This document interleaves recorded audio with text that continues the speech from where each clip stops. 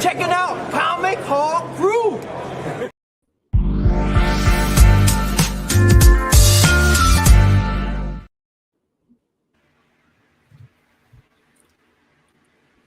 Good evening, folks. Evening. This is the Comic Hall Crew back with another episode of the Comic Hall Crew. I don't know why I repeated that more than one time, but I did. With me tonight is Sean, aka Puff Comics 83. Right below us is Chris, aka Sith 2814.2. And we are live. As you can see, someone is missing that normally is on the helm, but he is overseas. And he's fighting Blanca from Street Fighter and eating all kinds of good food and whatnot. Shout out to Matt Odom. So he may or may not be on tonight. If he's not on, I don't blame him because he's chilling. He over in Fantasy Island, y'all. I mean, he over there rubbing his feet, walking through the sand, playing Howard Hewitt, Show Me, He probably getting a foot massage, man. Ooh, he might be getting elbows massage. We don't even know. Right. Get the whole we don't even know. But gentlemen, how are y'all this evening? How's everything going? Doing great, man. Had to go to Daytona Beach Comic Con. Had a great time with the fellas. And there's something that we're gonna start off with. That's already. You must be out your damn mind. Oh, and we got a doozy for y'all. So we're gonna start it off. We weren't gonna start off with this, but since Sean mentioned it, it's like, yeah, because he actually shared it in one of our in our group chat earlier. And we looking at this like, man, this is crazy. So we decided to go ahead and put it on the segment. So we're gonna get that done. Barbarian, it's good to see you. Heroes After Dark, man. Met them, hang out with those Heroes After Dark at Daytona Beach Comic Con. Awesome brothers, man. Great to hang out with them. So shout out to them, man. And they're gonna see this. What we about That's to talk what's about. up. Yeah, and he gave y'all a good report, Heroes After Dark. So if Sean co-signed you good in my book. It ain't like I'm nobody, but he's still if you good with Sean, you good with me. But if a brother ain't good with Sean and I see him, I'm gonna have to put him in a spinning power driver, level 3. What up, Chad? Chad, what's going on, man? Long time no see. Glad that you are in the building. Chris, what's going on with you, man? Everything good? Yeah, man. Just been going through the motions, man, day in and day out. Waiting on this new job to start. Okay. All right, man. Well, I hope you make about $98,000 a year, bro. I'm just putting it out there. I don't know how much you make. I ain't trying to pocket watch it. I'm just saying, I hope you make $98,000. Why you short him too, man? It should be a full $100,000. Don't short him like that. Don't short him like that. My bad. Well, in that case, I hope you make $104,000. So I'm gonna give you an extra put it over there a little bit. $6,000. Yeah, man. Yeah, Puff is a cool cat, man. I'm telling you, you meet up with him and you get to know him, man. He's a good dude. So, yeah. I ain't never met Puff personally. We just correspond via. Although that's about to change. Yeah. Go ahead, Sean. And it's awesome to link up with new people. Even though I've known Comic Book Champ and a few of them for a good while on Instagram, but to finally meet up with these guys and just to hang out and talk a lot, it was awesome. And they're doing some great things on YouTube, man. Definitely sub up Heroes After Dark. Heroes After Dark. Okay, we got to put them in the chat. The Dope Comics is good to see you, my man. Thank you for showing up in the building. So without further ado, we're finna get some stuff started, man. One of our most popular segments that we have here. We're about to get this thing together, and it's time for... You must be out of your goddamn mind. But my prices are reasonable. What? Oh, there they go. There.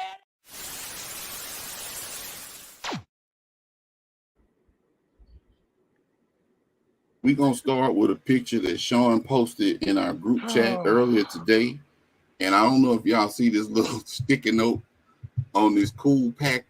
I want to show the whole picture, but then I want to go ahead and show y'all. I'm going to blow this up in just a second. But before I do, let's get some ambiance started. I'm going to get a little music going here, folks. So hold on a quick second. All right. Ridiculous. It is ridiculous. I saw that. Right. And I'm like, are they really selling this? And it made me want to ask them. I'm like, are there like legit cigarettes in there? Because they put something on the sticky note, and I'm like, man, I want to open that sucker up and see if there's a full pack of cigs in there. Because this is outrageous for them to be selling old ass cigarettes. Yeah, everything in this case looked decrepit, like for real. But I'm about to blow this up right quick so everybody that's watching can see this. This says very rare. I don't know what the 49s mean. Maybe it's the potency of the tobacco. I don't know. Over 9,000. But very rare Brown and Williamson Tobacco Corp. Which, by the way, they had a Brown and Williamson plant in my hometown, making which is no longer, in effect. Brown and Williamson Tobacco Corp. Cased 3-pack sampler, pre-Surgeon General warning, unopened. $75 for all 3 packs of cigarettes. Now, pre-Surgeon General mean that when they were making these cigarettes, they just didn't kill. You died, you like regular. If you die, you die. Like it's a wrap. Those cigarettes from those old episodes of like St. Elsewhere when the doctor would light a cigarette in the patient's room and tell him he got cancer. Hey man, these some Casablanca cigarettes, bro. These are cigarettes. These are black and white. The Viceroy and the Rally. Man, These some black and white cigarettes right here. Hey man, now this one that Peachtree Peddler, Chad Barbarian. This was at the con that Sean went to down in Daytona today. But I can see why you would think this was Peachtree Peddlers, though. I can totally get that. Yeah. Shout out to Matt. Headed to a party, a goddamn pack of squares. That's right, man. I think this is outdone you, man, in terms of the stuff that you find. I think Sean got you, bro. $75 for a 3-pack of old cigarettes, bro. Man. Daryl, Simply Incredible Podcast. Great to see you, bro. You don't have a field day with this, man. Right. Filter. That's right. What's a filter? I mean, they were pre-surgeon. They didn't kill. You smoke a couple packs of these cigarettes, man. You might as well just call the Undertaker. Man. Smoke them in your coffin. Go ahead. Just smoke these. Go ahead, Chris. Just smoke it in the coffin. Just go ahead and just pack yourself in there and get ready. Hey, you smoke these and you ride your wheel out at the same time, man. It's like, hey, man.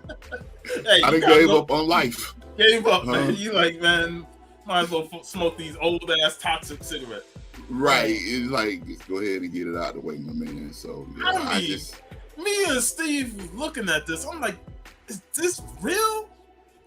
Like, I ain't seen the Cool brand in like forever. It's still around, but I'm like, what the fuck? That should look old. You can just see the old stain of the 80s on that. Yeah. Them cigarettes were not kept in a smoke-free house. Yep. And Cool, they were not. I've heard of Viceroy, I never heard of Rally. But I do know Cool was a brand that was actually marketed towards black folk. Like Chris said, like where's Joe Camel at, man? If they would have had a pack of Joe Camel in there, I'd be like, oh. Like you might as well have that. Because like let's just be real. During the time period when these cigarettes were made, there wasn't but 3 cigarettes that black people smoked. It was Cools, Camels, and Newports. Newports, right? Right. Newport. Like, yeah. Them cigarettes so old, man. But you know that lends the question: where did they come from?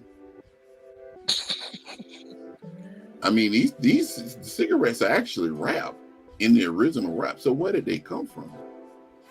Maybe he has a secret time machine. He went back in time or something.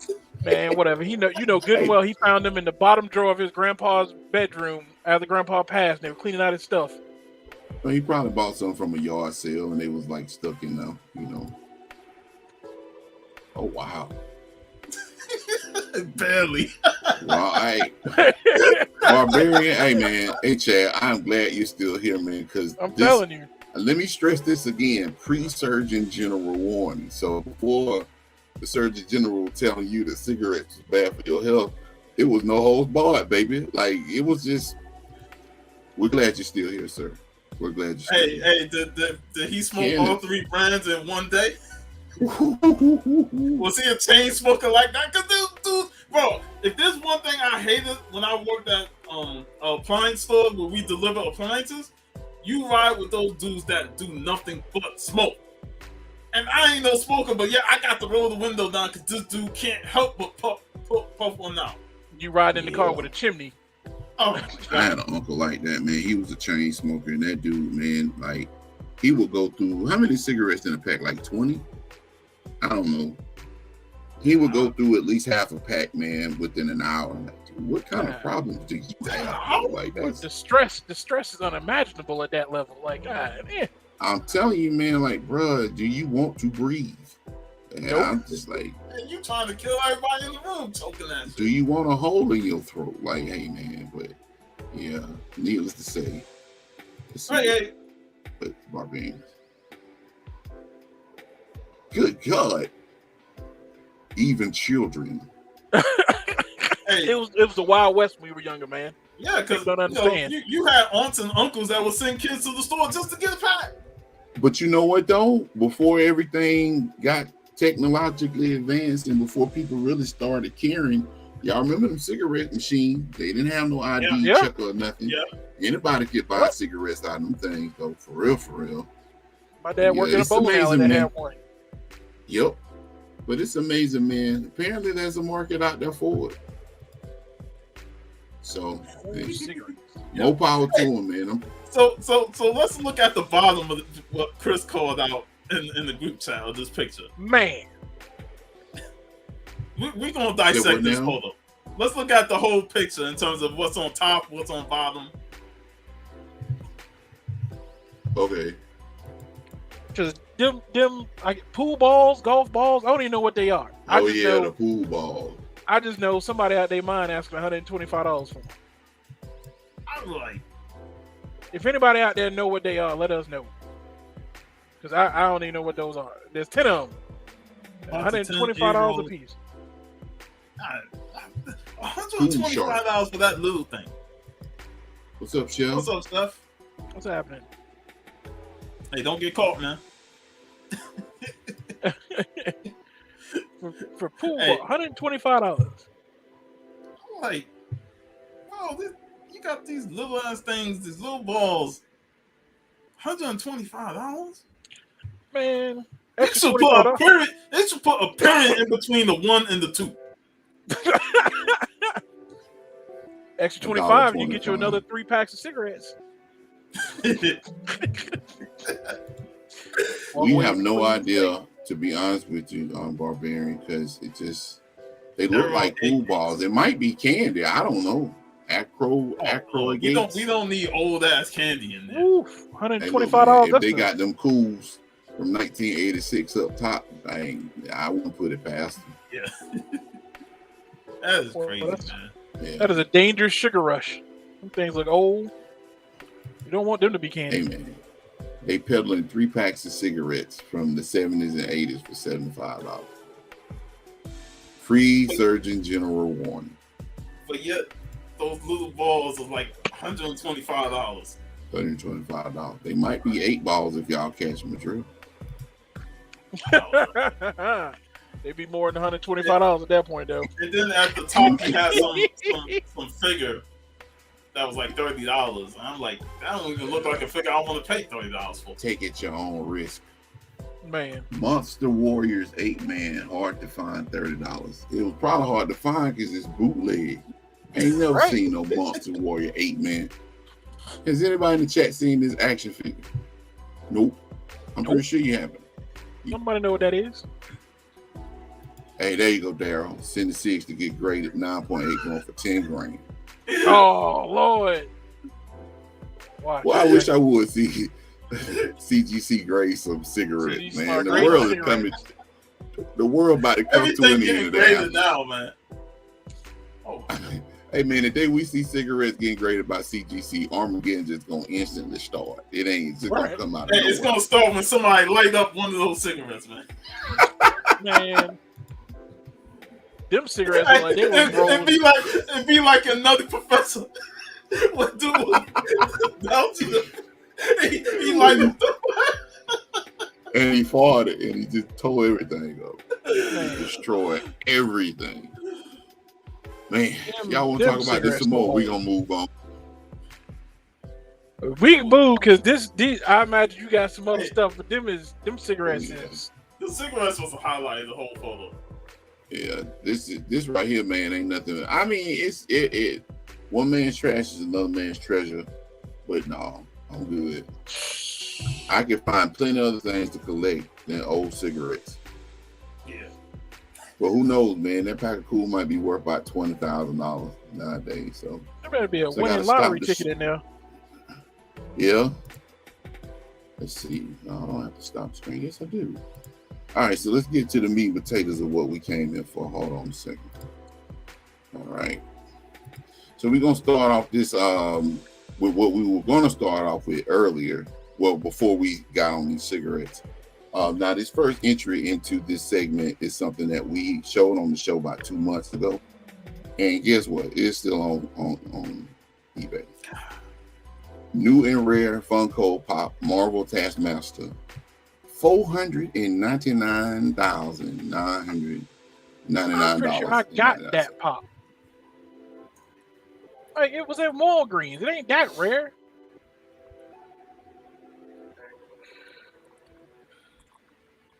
Post tripping. They hold on. He gonna keep So what, holding Chris? too. He gonna keep holding too. Ain't nobody gonna pay that for the Taskmaster pop. It ain't that rare. And that's Shout out to ridiculous. Rico. You're Yeah. gonna have to take out the $4.99, $9.99, leave the period, and just have it 99 cents. What do you want to sell?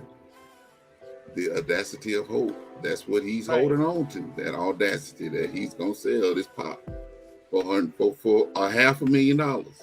Jesus Christ. It's awful. And you ask yourself something like, All it take is one. go ahead, Sean. What do these sellers think when they come up with these crazy prices? Like, they try and throw the rare out there. They try and throw very hard to find. And then they come up with this ridiculous price. And then when you scroll down or when you actually look for the shit, oh, you see them at decent prices elsewhere. Yeah. Yep. I don't know what's going on with this, but apparently they don't want us to see it because it's a shame to the listing above. So yeah, that's ridiculous, man. But yeah, sell it, Daryl. Matter of fact, you one up him and sell yours for like $501,000. Get your couple extra $1,000. Get your couple extra in there. Right. All right. Next on the list.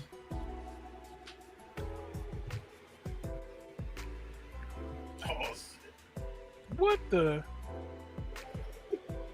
We got Oh, here we Funko go Pop, again. Stan Lee Stan Lee sign. sig, and the certificate of offenses.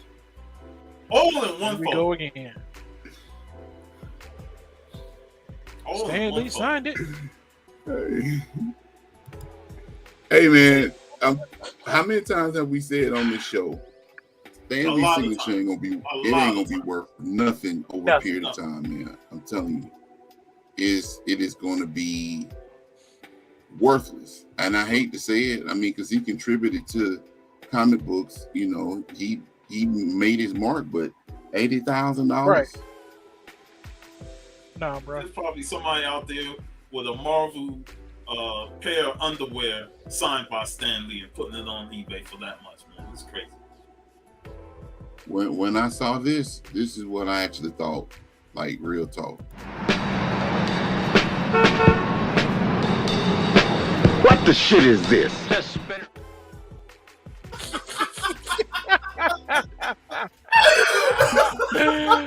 This shit is this. Yes! More Dolomite clips.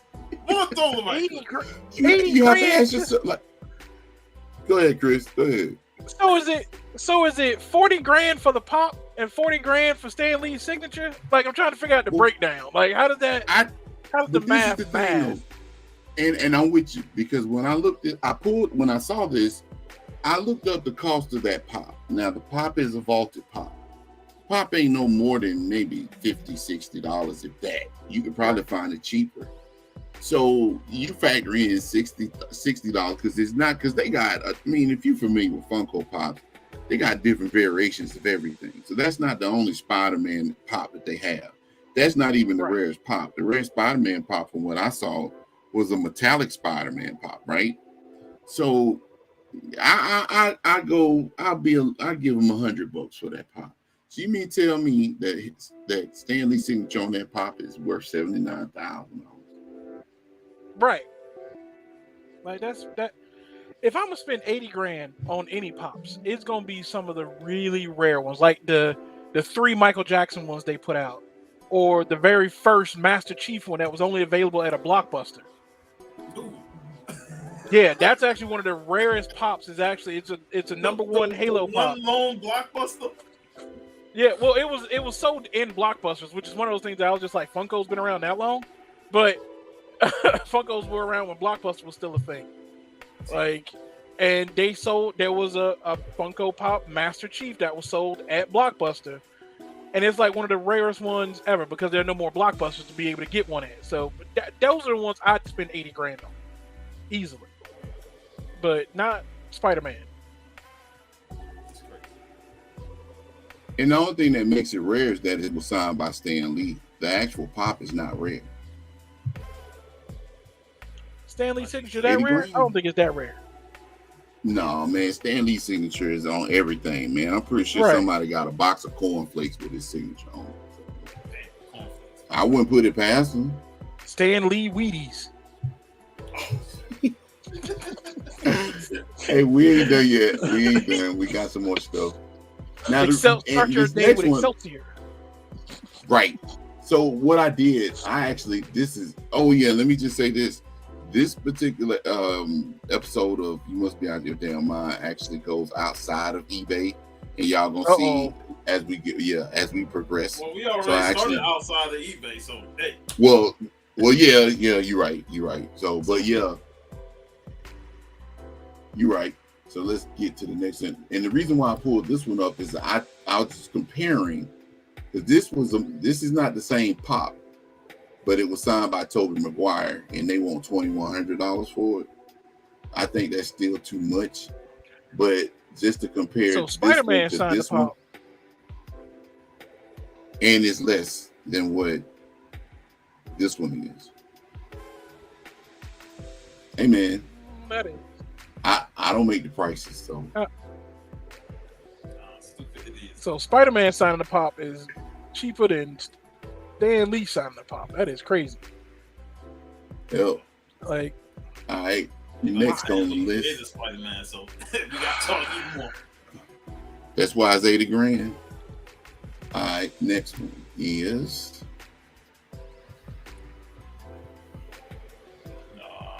For real?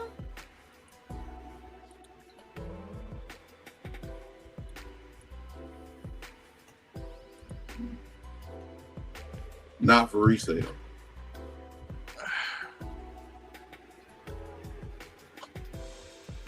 Like I get that it's the first Beta Ray Bill. I'm not gonna lie, I'm not a huge Thor fan, so I thought Beta Ray Bill was older than 2006, but still, like,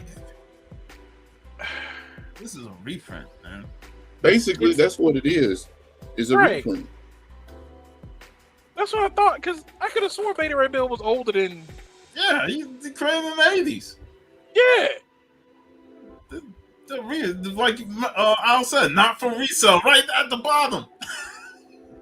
Like $400 for first appearance of a reprint of Beta Ray Bill from 2006. It's a 9.8. He ain't even been in the movie. Yep. Like, his face was in Ragnarok.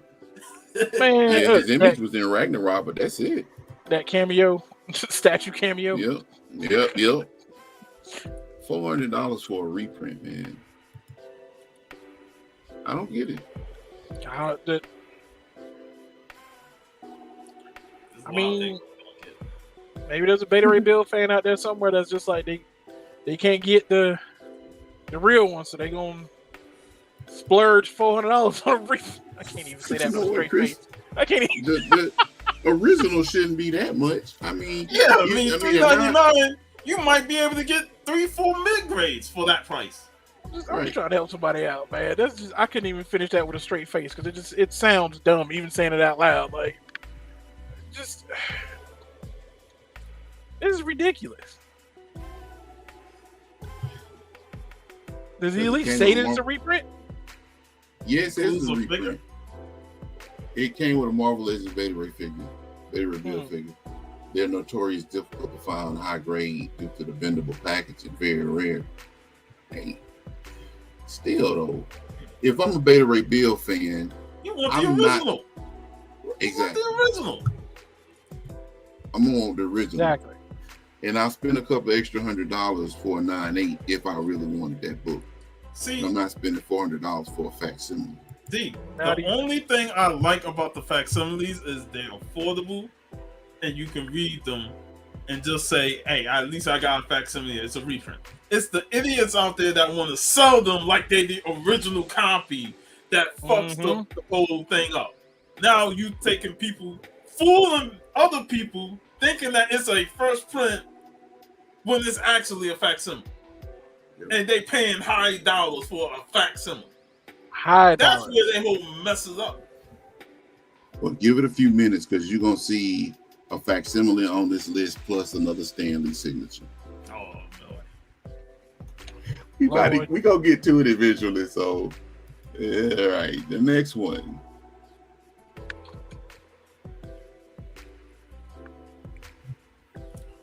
I have no idea, man. They say it's hard to find. How? But that's what the HTF mean. That issue, I've seen that issue a lot of times, many times. Hard to find. Jesus Christ. I hate when people just use the word rare or hard to find for something that you can find anywhere. Impossible black cover. Very rare. The only thing I give them is that it being that it's a black cover at a 9.8, that's a plus for the book. But what I don't get is that you say Venom Rare Disney MCU, like we say they do. I don't. Where did you see this book was going to be adapted into an MCU movie? Anything, right? I'm telling you, man. If it ain't Stan Lee's signature, man, it's the MCU. People just they walling out. They walling out, man. They walling out. It's not a hard to find book. Nah. And there's probably a couple of 9.8s of that book. And they're not high value, but still. It's not a hard to find book. Get that shit out of here. And it's not a key. So Yeah, they throw Venom's name on there just like Venom been out. He already had 2 movies. What the fuck you trying to sell for? working on the third one. Venom's name. Right. Yep. That's Like, what we looking at now, adding man. When it Venom, comes, adding Venom to a title of a Spider-Man book is just like saying water is wet. Like it's obvious. Like yes, Spider-Man and Venom, they go hand in hand. It's not surprising. What are you attempting to do here? Stop trying to reinvent the wheel. I don't know, man. It's ridiculous. All I know is that I don't see a reasonable Spider-Man fans buying this. Cause like when I looked it up to see if it was, I mean, it's not a key. It's just this book. That's it. That's a lot of money, man, for a book that you trying to peddle as an MCU Venom book. Nope. All right, next one.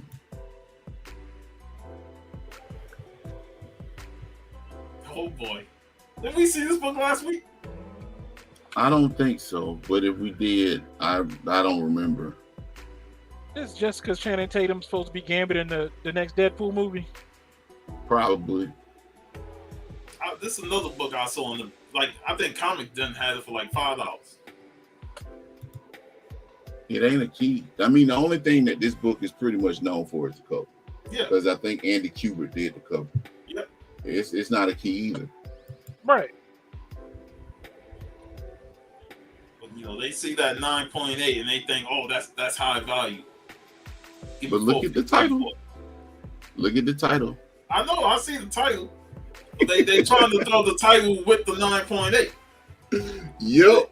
Combine the two, man.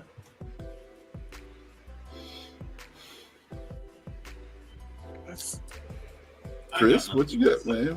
What's on your mind, man?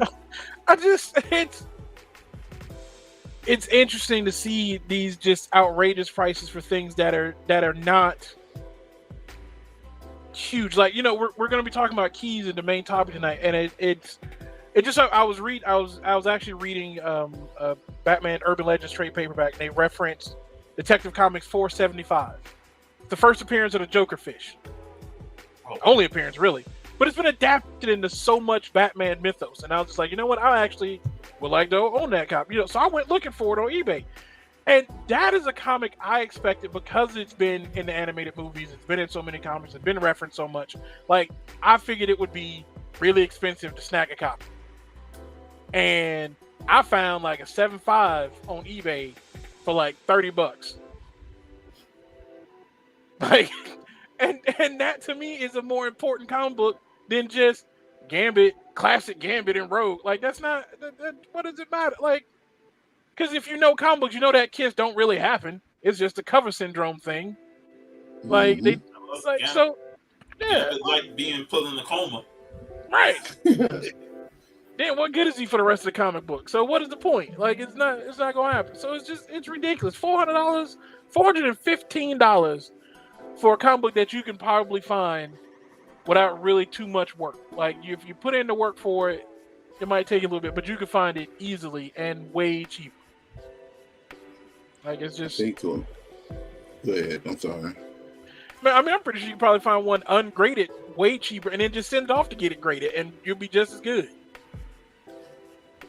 On eBay, probably. I think this is the kicker for some people. That right there. This crap right now. This book is that's a lie. This book ain't real. Yes. No, it is not.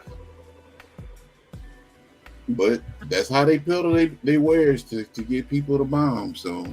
But that's what we talked about too, though, about people, the branding. CGC is that name that people look for when it comes to graded comic books, and people feel they can charge more just because it was graded by CGC.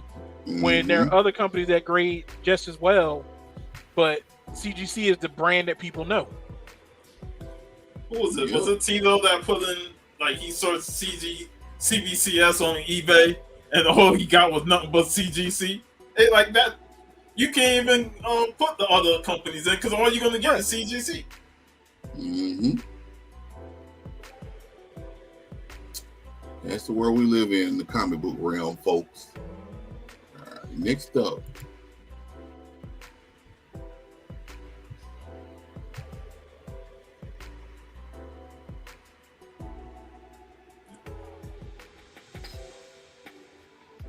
there is so much going on in that title. He thinking too hard. That's why. there's so. It's like he was typing in stuff, and he was just like, "What else could I possibly fit on here?" There's that word again, rare. To get people to want to buy this. Like, the key word is rare. MCU, Marvel, MCU movie, Disney. When is Disney? Is this the same seller? It's the same seller. Jesus Christ. What, dude? Does Marvel and Disney even own Thundercats? Like, that's not. Nope. I don't even. No. So it's just like, and it's number 3. The first issue is a tad bit more rare. I would think the one that's most sought after. Yeah. Who the hell starts with number 3? Sub Evolutionary. Yo. You're about right though. They are close to a monopoly. Yeah. Very true. Yeah. When I saw that, Chris, the sentiments were the same. Thundercats number 3, 9.8 CGC MCU movie, Disney 86, 85, Star Panther, That What is- title is all over the place. What is Star All Panthro? over the Like, place. I don't remember the episode with Star Panthro in it. Yo, I don't remember What's going on, crazy guy? what's happening. I don't remember Star Panthro. That's just Ryan, what's up? That you can make it, man. I mean, it's a lot of stuff going on with that, man. We good, bro. We good. We just here chilling, looking at these books, trying to figure out when Panthro gonna show up with War Machine. You know, man. Tony Stark gonna redesign the Thunder Tank. he gonna be in the next Captain America movie, man. hey, that will be a sight. The Thundercats showing up in these movies, but You know, it's gonna be that'll break the earth. hey, bro, bring in Black Knight so we could have Black Knight versus Lionel. No, it's gotta be Black Panther and the Thundercats. If they don't have a crossover movie together in the MCU, it ain't gonna work. They gotta be. Hey, they gotta come out of Lionel don't Wakanda. want that because Black Panther gonna bag T'Challa, man. Man, Sure. I don't know. Thanks for Going stopping back. by, crazy guy. Uh, And these titles, bro, I'm telling you, man, they these sellers will do whatever they can, man, to lure. And it's got to be people that don't have a clue or not educated or not seasoned in the collection game to be like, I could look at this title and say, no, dog, I'm paying you almost $400 for a 9.8 of number 3 of a Thundercats book, and Thundercat and Panther kicking somebody in the throat. No. what y'all? Yeah, apparently. Somehow he got lost and got to space some kind of way. But Hey man, somebody played that Milo the Cat video with Panther rapping. hey, by all intents and purposes, Brian, we might see it because this seller apparently knows something that we don't know. Hey, so do. Man, Crazy, man. All right, next one.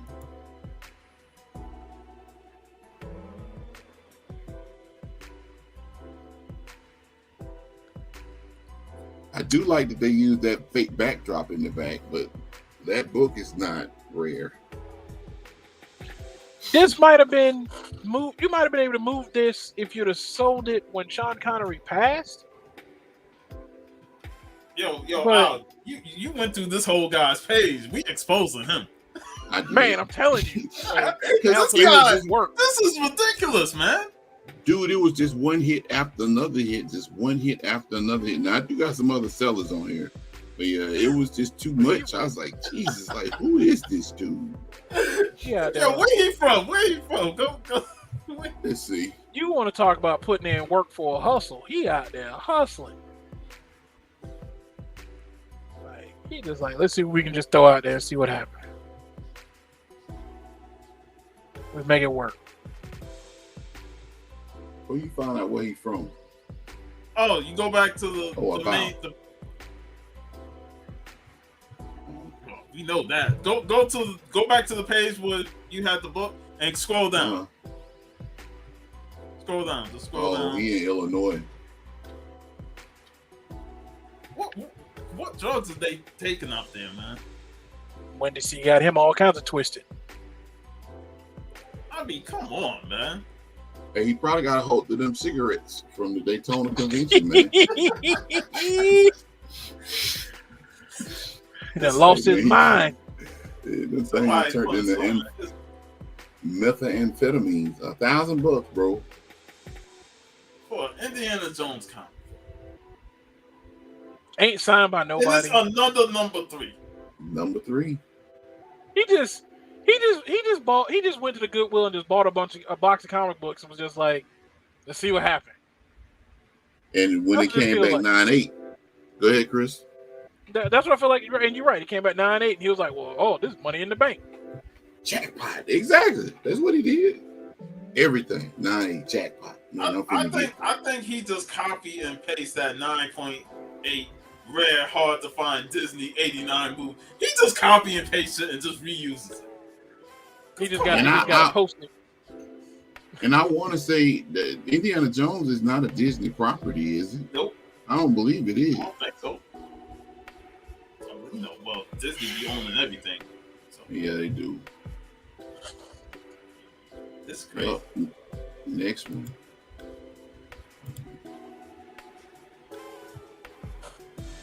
Oh boy, walk in sleep. Mm, 7,500. ain't the Oh, days of Scotty cash Pippen? made on this show? With Man. Stan Lee?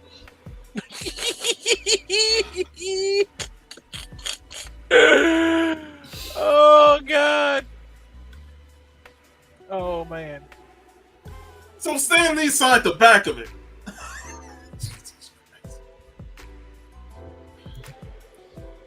Yep. Ooh. Unbelievable. Unbelievable. Why would you get Stan to sign the like? Not even Robert Kirkman. You get Stan Lee. Because a lot of these folks think Stan Lee equals his signature equates to printed money. That's why. I told y'all, man, it's gonna They get. had that man sign everything. You could walk up to Stan Lee with a roll of toilet paper and he will sign.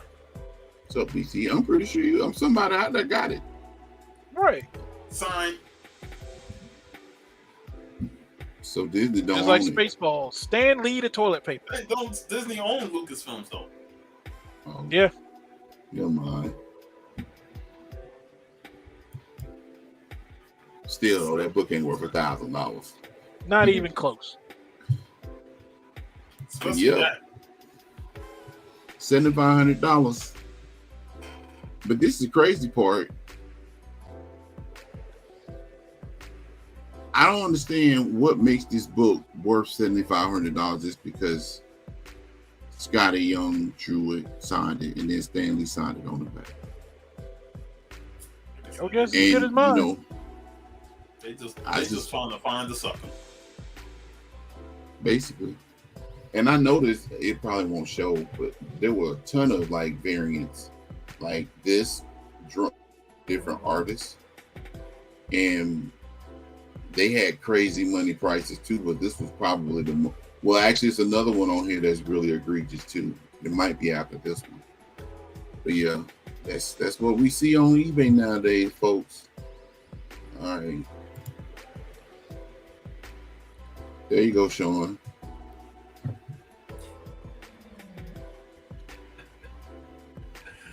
Oh man. True Believers, baby.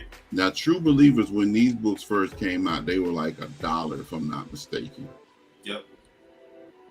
So you mean to tell me this has got True Believers emblazoned on the top? This was $1 book when they If I would first get came Stanley out. to sign it, that was for Right. $2,500. $2,500. Just because of that Stanley. It's crazy. Hey man, his signature ain't gonna be worth Hey. nothing in the next 5 to 10 years. I'm telling you. Not a thing. Yeah, he helped. He co-created Spider-Man with, was it Ditko? Think Yeah. so, yeah. But a True Believers $1 book. Stanley signature. $2,500. Think about that. You Think can about it. I mean, for real, think about it. you can use that money to add to more money and get the OG Amazing Fence, a low grade. A low grade without Stanley's signature, and you have a piece of history as opposed to a facsimile with Stanley's signature on it. I'm telling you, you folks are crazy. They are crazy. All right, next up.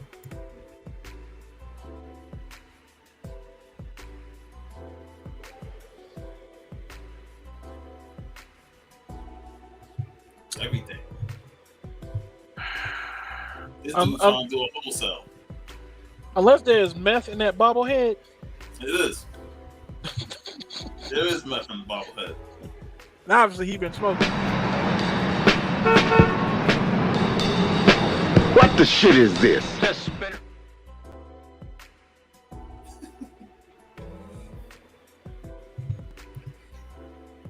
I Like what? What is it, y'all? You're like, really? What is? What is really going on in the world today? I look these. Well, see, I look these. For one, there's no signatures of any of the cast members on these bobbleheads. Nope. The average price for these bobbleheads range from like 25 to maybe $32. So if you add up, just give it $32 for each bobblehead.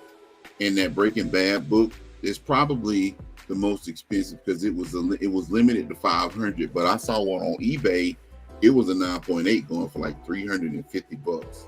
I got something for this, Al. I got something for this. What you got?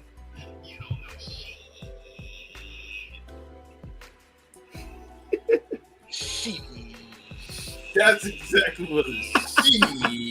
Shit. Crazy, man. What's up, Jace? Hey, man, they out there, bro. They out there in droves. But there's nothing in this picture that actually warrants this $4,500 price tag. Not even a little bit. We're here. So I don't get it, folks. We'll never get it. We will never get it. Like, yeah. All we can do is look at this, react to it, laugh at it, and move on. Because we're not the suckers that's gonna pay for this.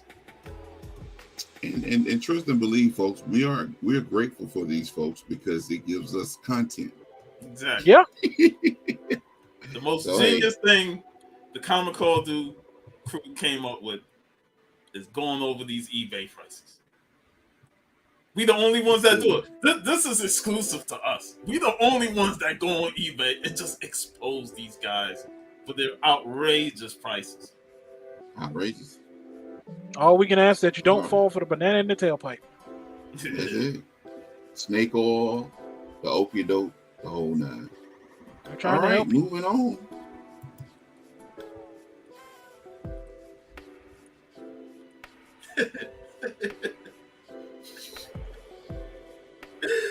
You got the presentation though, man. Where's Rico when we need him? Because the presentation is so scatterbrained.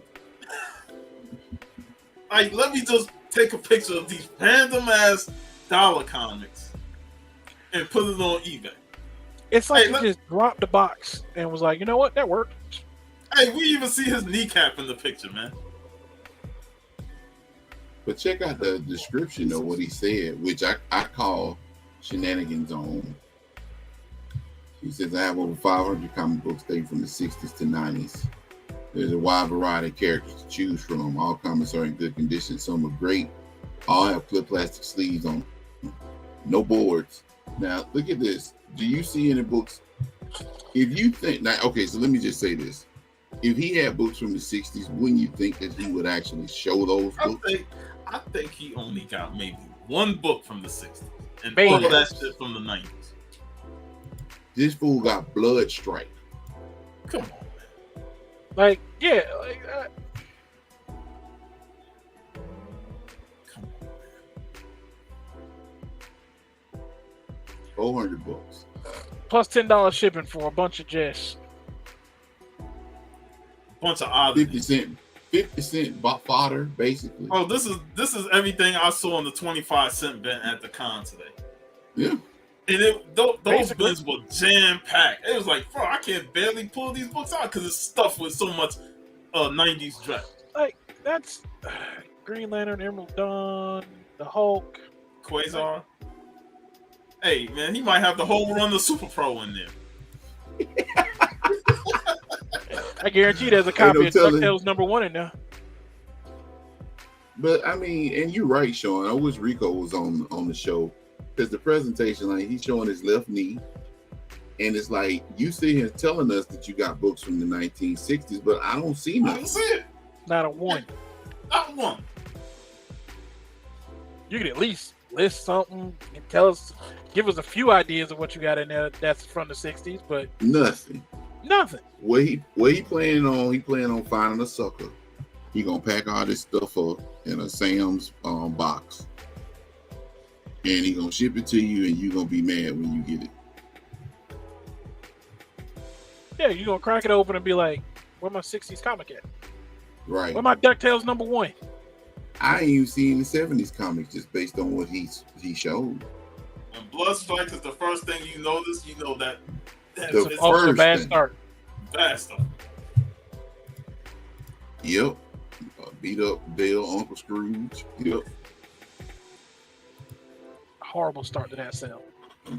Insane. But somebody gonna In the look at that and be memory. like, "Oh man, that's a gold mine waiting for me right there. Send that off and get all my 34.61. 9.8s." Right. And you get it with the PayPal credit plan for 12 months. That's a long time to be paying for some bullshit. Mm-hmm. Here we go, y'all.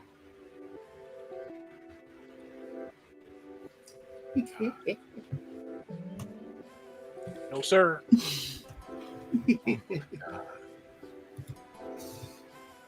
His head looked disproportionate to the drawing. Why you zoom on it? When I saw that, I'm like, man, his head too big. No disrespect to Stan Lee, but whoever drew this, man, it just don't look right. These claws look different from these. They look shorter than the ones on the right hand. Man, It's horrible. Stan Lee ain't never been that buff. That looked like a bad. I mean, it's drawn, but it looks like a bad Photoshop job. Like it's just, like they just boop, boop, like. Oh, Forehead that big. You see why Stan Lee had all those ideas to create comic well, book characters. $15 is too much. $75 for Stan Lee cosplaying as Wolverine. What do you got? Like Yeah, 8 abs down there? Like what is going on with the? yeah, he got an 8-pack. Like, what's going? Even Wolverine wasn't that ripped. A lot of That folk think could Stan get Lee- no worse unless they had him right on the Excelsior, bub. Yeah. That's the only way that could get worse. Like, Like I said, man, folks equate Stan Lee to print money. They think Stan Lee is just going to open up the floodgates of wealth and prosperity, and that signature is good as platinum or uranium. Stan Lee's You got a signature few at more. this point is like the Beanie Baby of the '90s. People just assuming it's gonna bank them money. Yep. And it's sad, man, because his legacy is worth more than what people have actually relegated it to. Yep. So sad. Yo, another Stan Lee sake. Like you said, man, Stan Lee's signatures is like a running gag on this show. Yep. A running joke. It's a meme. I mean, That one at watch. this point, Good. yeah. At this point, I'm more surprised when his signature isn't on a comic book than I am when I do see it. Yeah. Because it's almost common now. Yeah, Yep. it's just as common as seeing MCU or near mint. Like Oh, rare. mm-hmm. I paid $200 for that comic book. I paid even less. Good evening, Richard. What up, Richard? Glad you're doing What's the same. happening? Yep. It's the good old Stan Lee signature. Not Stan Lee, but his signature. All right. Put Stan out there. We can just run through these. Yeah. We gonna regurgitate the same nonsense. Yeah. Good Lord. Oh, what the hell? Look at the shirts. Bro couldn't fully iron that shit. Oh. Bro, man. He can hide it, man. Presentation matters. Why that long ass creases in there Man. sticking out like a sore thumb? Jesus. Like, Straighten that shit out, man. It's got ink stains in it.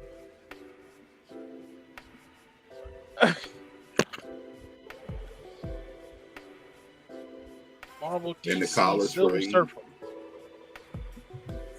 That shirt doesn't I seem some understand. things. Yeah, I mean, I understand there's a market out there for these type of shirts, but man, really? I ain't trying to buy no used shirt. Buy a used shirt. I ain't got to go that far. There's a Goodwill up the street. Exactly. Send them shirts to the Salvation Army. Send them somewhere. Send them to the back of your closet and just leave them there. Let your kids wear them or something. And the only reason why they use rare nowadays is because most of these shirts been worn the hell up. And most of them are probably in somebody's city don't. And they just so happen to have one from back then. I don't see this shirt being a sought after shirt, but again, I mean, it's a market out there for everything, but I just don't think I would get into this because this is ridiculous. I'm not gonna wear another shirt that somebody else wore. I don't care how many times you washed it. But here's what it is. Next.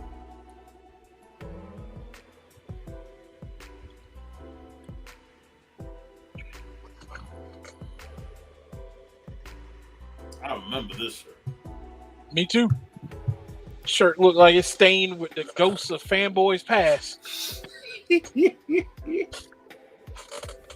Nobody. 9,500. Who is willing to pay $9,500 for a fucking shirt? I'm really, really, really, really big Ghost Rider fan. Bro, I'm a big Ghost Rider fan. I would not even think of trying to pay for this shit. That shirt looked like Ghost Rider used it as a sweat rag. You can get, with that money, you can get the entirety of Ghost Rider's first appearance, his Marvel Spotlight, the entire run from 1 to 81, and probably the first run of the Danny Cat series. And even then, it comes off cheaper than this. Way cheaper. No. I think I got Danny's #1 for $20. His first appearance of Ghost Rider for $20. Like, yeah, way cheaper. Oh, there it is. That's what we didn't know. Stan Lee made it. Stan Lee's signature on the tag. Stan Lee did it to show himself. He drew He out uses- everything. He used his Wolverine claws to knit it. He just God, this is crazy.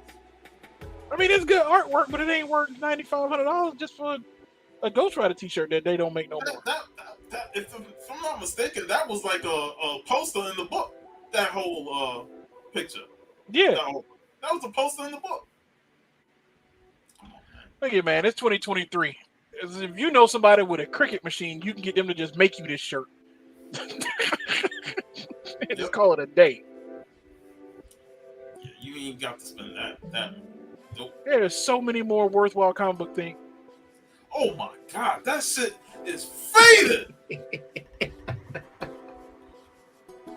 Faded. What was that song? Never faded. This shit faded. What the hell? Bro, that shit been in the wash machine too many times. That shirt is paler than my brother-in-law. What the hell? He went 300 for it. What is? How, On the own thing. Shout out to man, DT. Stain, boy. Right there. Out there hunting down Sabretooth. Hey, it's a small shirt. You said you can buy this for your little kid. Nah. I like my kid too much. Yeah.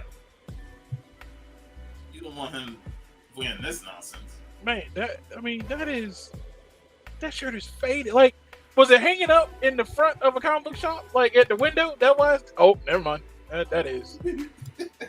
What am I white and get down in your brown tee? Ain't even off white no more. That is just. Where was it? Like, was it in the back of a sock drawer? Couldn't I, like Sean said, you couldn't have ironed it? Like, This side is dingier than this side. side he drove with, so the arm was hanging out the window, so it got more. This is what we see on eBay, though. That is The audacity. Wolverine is like he wants to be put out of his misery with the. he trying to get off that shirt. Right, he trying to get off that shirt hard.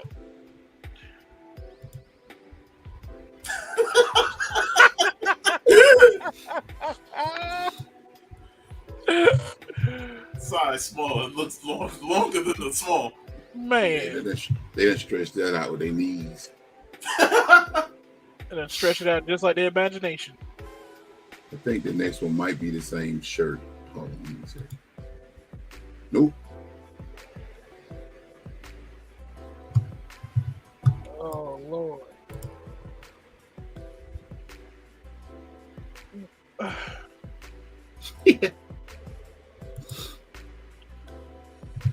Wait, is that Sabretooth? Like, what is? Nah, it's Weapon X. It's Wolverine.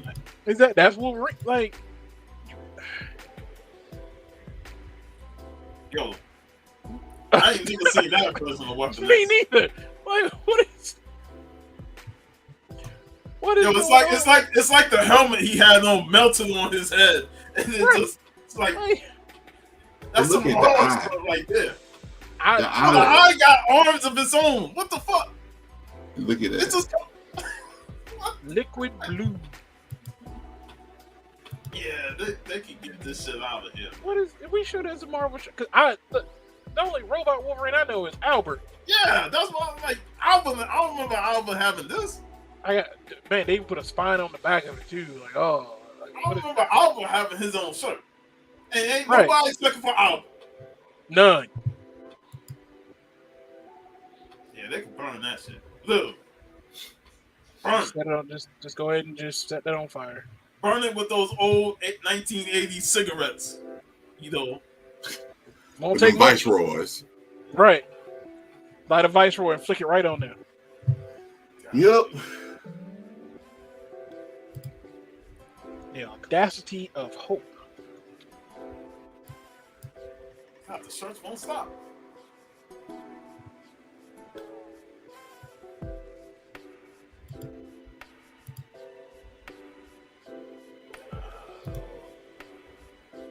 $8,300. I'm assuming that stands for God, not the worn yellow original stain on that tag.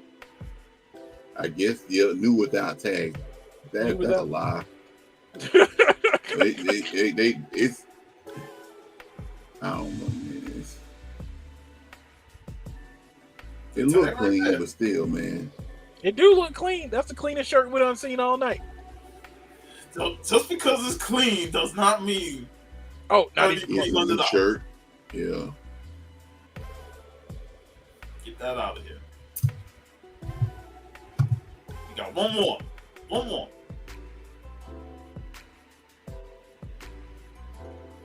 Nope. Skateboard superhero. You couldn't even name the hero, bro. Right.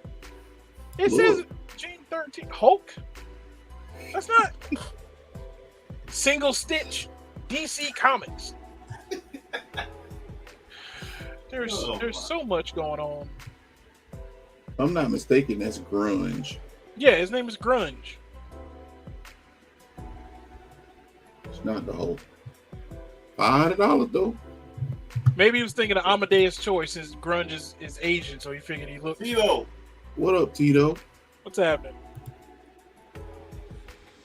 Hulk Crazy. 90 single stitch DC comic. I think we got one more after this one, I believe. That's ridiculousness. Yep. Oh, the Jungle Book. VHS. Why is it not slab? Right. Like if you at least slab it if you're gonna try to sell it to somebody. Look That's at the this, least though. you could do.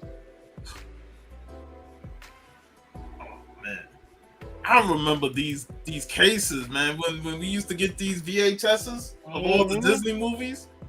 Oh, he even got the coupon still in it. What? Not Say the 30 coupon. cents. That thing's so expired. Not the coupon. Coupon.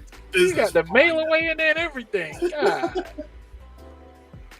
He wants Oh you to my. know you You getting But all that this? ain't, But check this out though. That ain't the kicker. This is what made me go outside of eBay because I was actually trying to find out, are these VHS, are they really going for this? And surprisingly they are, but somebody on Etsy. Go ahead, Sean. What does red black diamond mean though? I think it's the company. Yeah. Let's go down here right quick. If I'm not mistaken, Black Diamond was a distributor company that put out the Disney back then on VHS. Yep. Black Diamond edition VHS number 1122 is not a form of rental, belongs to the movies and TV category. I don't know if it's a red collector's item.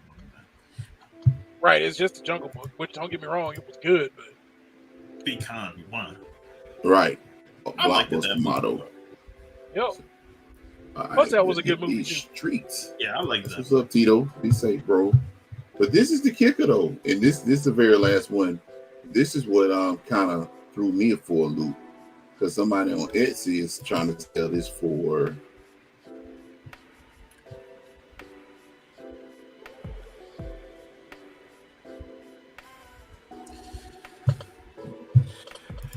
I have nothing to say. Well, they still stuck in the past, Tito, because it was a bunch of them out there, man, for $700, $800, $900. I'm like, geez, Louise, really? Even then, this one takes the cake. Say what now? I wouldn't even want it. Like, I could care less about the black diamond. Shit. It could be black diamond, the blue diamond, red diamond. Don't matter what color the diamond is. It could be the Hope diamond. I still wouldn't give a damn. God. Hey, rewind the video all the way, man. All the way. Yeah. Please be kind, rewind. That's right, DT, and they didn't do that. That, my friends, concludes another episode of You Must Be Out Your Damn Mind. In that movie, run the VHS tapes over with the steamroller. Yeah. Yep, sure did.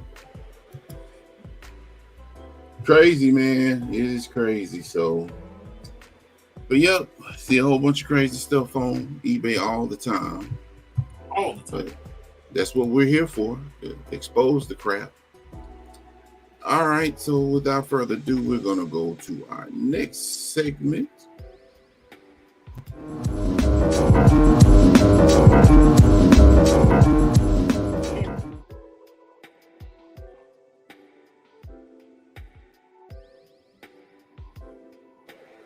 Cover price top 10. It looks like they changed their format up. So we're going to start with number 10, and I have no idea what this book is. Let's see.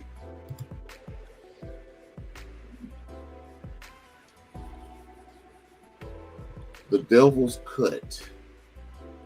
Do anyone of y'all know what this is? Nope. I got nothing. Now, wait a minute. I think I've seen those covers. Because normally it'll tell you why it's on the list, huh? Is this the one by Brian Azzarello? I don't know. Let me see. Your guess is as good as mine. I ain't even heard of it. Because I did see a bunch of oversized magazines with that D on it at my shop. They even had one in my pull, and I was like, nah. It was like $10 on it. No. The writer on this one is Becky Cloonan and Elsa Charretier. Okay. Merca Andolfo. She's the artist. I did see her name on it, so maybe it is. I did see Merca's name on it. Yeah, she does that Sweet Paprika. Oh no, you're right. Because Brian Azzarello, yeah, he's part of it, and James Tinian is too. It looks like they had like 4 different writers on the book. Yeah, they had a bunch of them on the shelf, and my shop, they put them in my box, and maybe I might buy it, but I was like, man, it's $10, man. And I wasn't a fan of Merkel's Red Sonja run, so I'm like, nah, pass on this. Yeah, so I'm not really sure why it's on the list. Oh, it But came out recently, so I don't know. all right. They can't all be winners. Number 9 is Amazing Spider-Man 32. Yeah, like I said, it's a cool cover, but you'd rather get number 7. Yeah. Number 8 is Star Wars Heir to the Empire, number 1. It's wrong. Mm-hmm. And then Web of Spider-Man 32, the actual book, shows up on the list. Yeah. And Taylor Swift shows up on the list too. Twice. Shout out to Apollo wherever he is. Right. So Uncanny X-Men 130, first appearance of Thousand, and they still haven't said that she's part of the movie, but hey. Still just rumored. Right. Number 5, Star Wars Kanan. Number 6. I'm pretty sure Tito has all these books. He is a Star Wars fanatic. Star Wars Kanan number 1. I don't know if these two have anything to do with Ahsoka, which is pretty good, by the way. Yeah, I'm behind by one episode. There he is. There he is. He come up right on cue.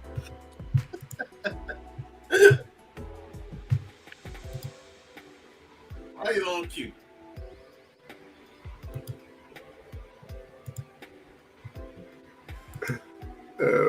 Tito said, careful with oversized D's on magazine. Now, there might be some stuff hidden in the covers.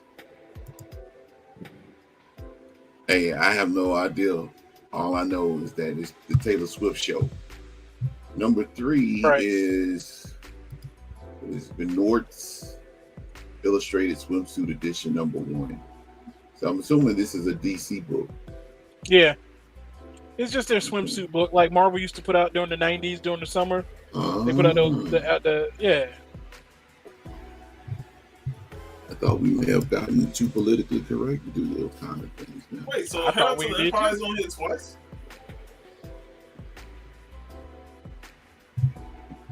That trade paperback? Yep. One's a comic book, and I guess this one's the trade. Man, I don't know what the deal is with these lists, man. So we got Dazzler number 1. Number 1. Yeah. Above the first appearance. Above the first appearance. That's Don't nobody know nothing. Everybody just don't nobody know nothing. CBS top 10 list.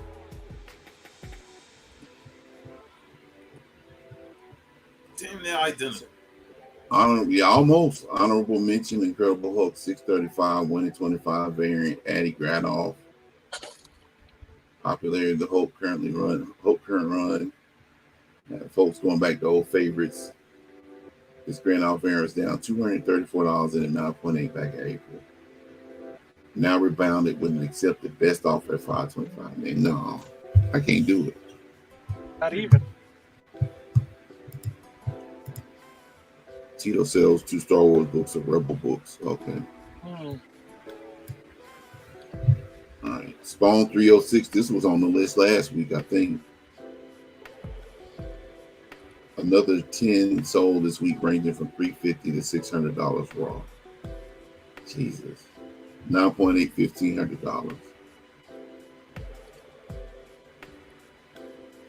$1,500. Number 10, Uncanny X-Men 141, 142.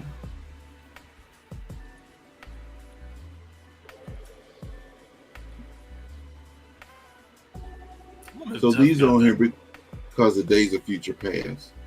It looks like they're A doing story that facsimiles. already was told. Badly, in the but movie. still told. Yeah. It's good to know they're coming out with facsimiles because I'll snag them. Vampirella 9, Vampirella Monthly number 20. Root 10 variant. Root 10 variant. Okay. 9.8 sold at $495, less than 10 in the census. At that grade, need a raw sale for a couple hundred. Jeez Louise. Sonic the Hedgehog. Chase, I'll be happy with this. 1 in 25. It's an IDW book. Oh, okay. He only cares about the Archie ones. Gotcha. Prices this week hit $75.80, while the week before it was about $40, $50. Okay.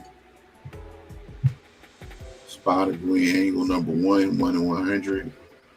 Pre-sales and early asking prices have been closer to $200 on this book.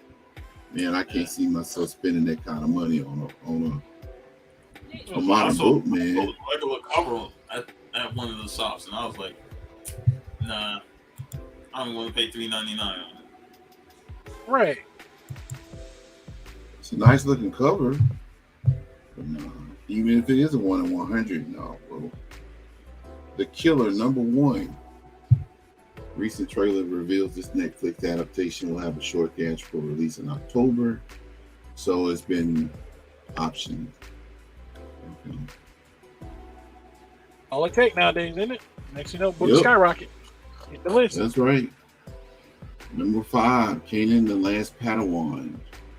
Number 1. This book has actually been on list for a while. Like it'll pop up and then it'll drop off. It'll pop up again and drop off. Raws consistently hit $40 to $50 with some cheaper copies here and there.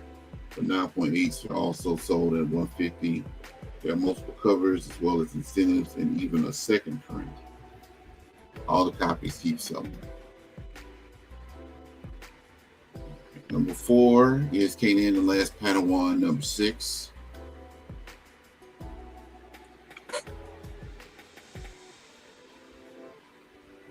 I don't know. I'm not familiar with the character, so. High grade Raws have also shot back up to $100. 9.8 went from $266 to $350. And 3 Heir to the Empire, number 1. 50 sales this week. Throne has continued to move books. We're still waiting for him to appear on Soka, but that hasn't sold down to stale sales. I wonder, because I actually have one of the trade, the novels. It's got Dash Rendar in it. Tito, if you're still in the chat, man, what is the name of that book? Because Emperor Throne is in that book. I wonder how those books work anyway. I imagine they should be, saying they've been. What is it? Disney wants to say that the extended universe doesn't exist, even though they keep borrowing from it to make their stuff. Right. Because I think Timothy Zahn wrote that book. I was heavy in the Star Wars. He's the one that created Thrawn. Yeah. I was heavy in those books for a short time. Got like 5 or 6 of them. Bachelor number 1 is number 2. Plenty out there. Average sale prices also creeping up from $10 to $15 last week. Folks, we don't pretty much talk about, the whole spec game, but if you come across some of these, hold on to them. Because the Taylor Swift end up showing up in this movie, you're going to have a little gold mine on your hands, man. For real. And number 1 is the North Illustrated Swimsuit Edition number 1. 1 in 25, $60 to $75. Can you imagine the price of these books if she actually do show up as Dazzler in that movie? The Taylor Swift fans will pay out the nose for that. I'm telling you, man. You had this book, Sean? Number 1, Dazzler 1, yeah. But I gave it away years ago. Hey. So you can buy a house with one now. You don't. She show up in the movie, you buy a house with one. You find you some in a dollar bin, 2 $5 bins, go ahead and snatch them up. Because if Taylor Swift show up, all hell is gonna break loose. Man, Apollo probably sitting on a box right now. Wait. Just wait until they said Taylor Swift is officially Dazzler. Oh my God. Apollo gonna change his. He gonna change his profile picture to the picture from the end of Dave Chappelle. I'm rich, bitch.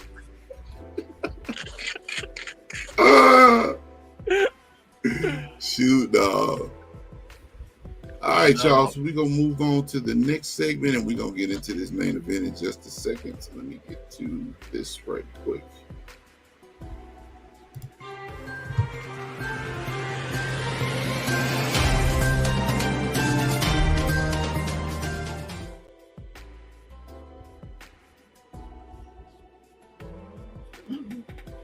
we're gonna go over a few more, a few news stories, then we're gonna hit the main event. So I came across this while on Go Collect, and we've been talking about this. It's kind of funny because we recently started talking about like magazines on the show, and apparently there's a that market of magazines has really started to open up, especially with CGC, of course, great magazines and stuff.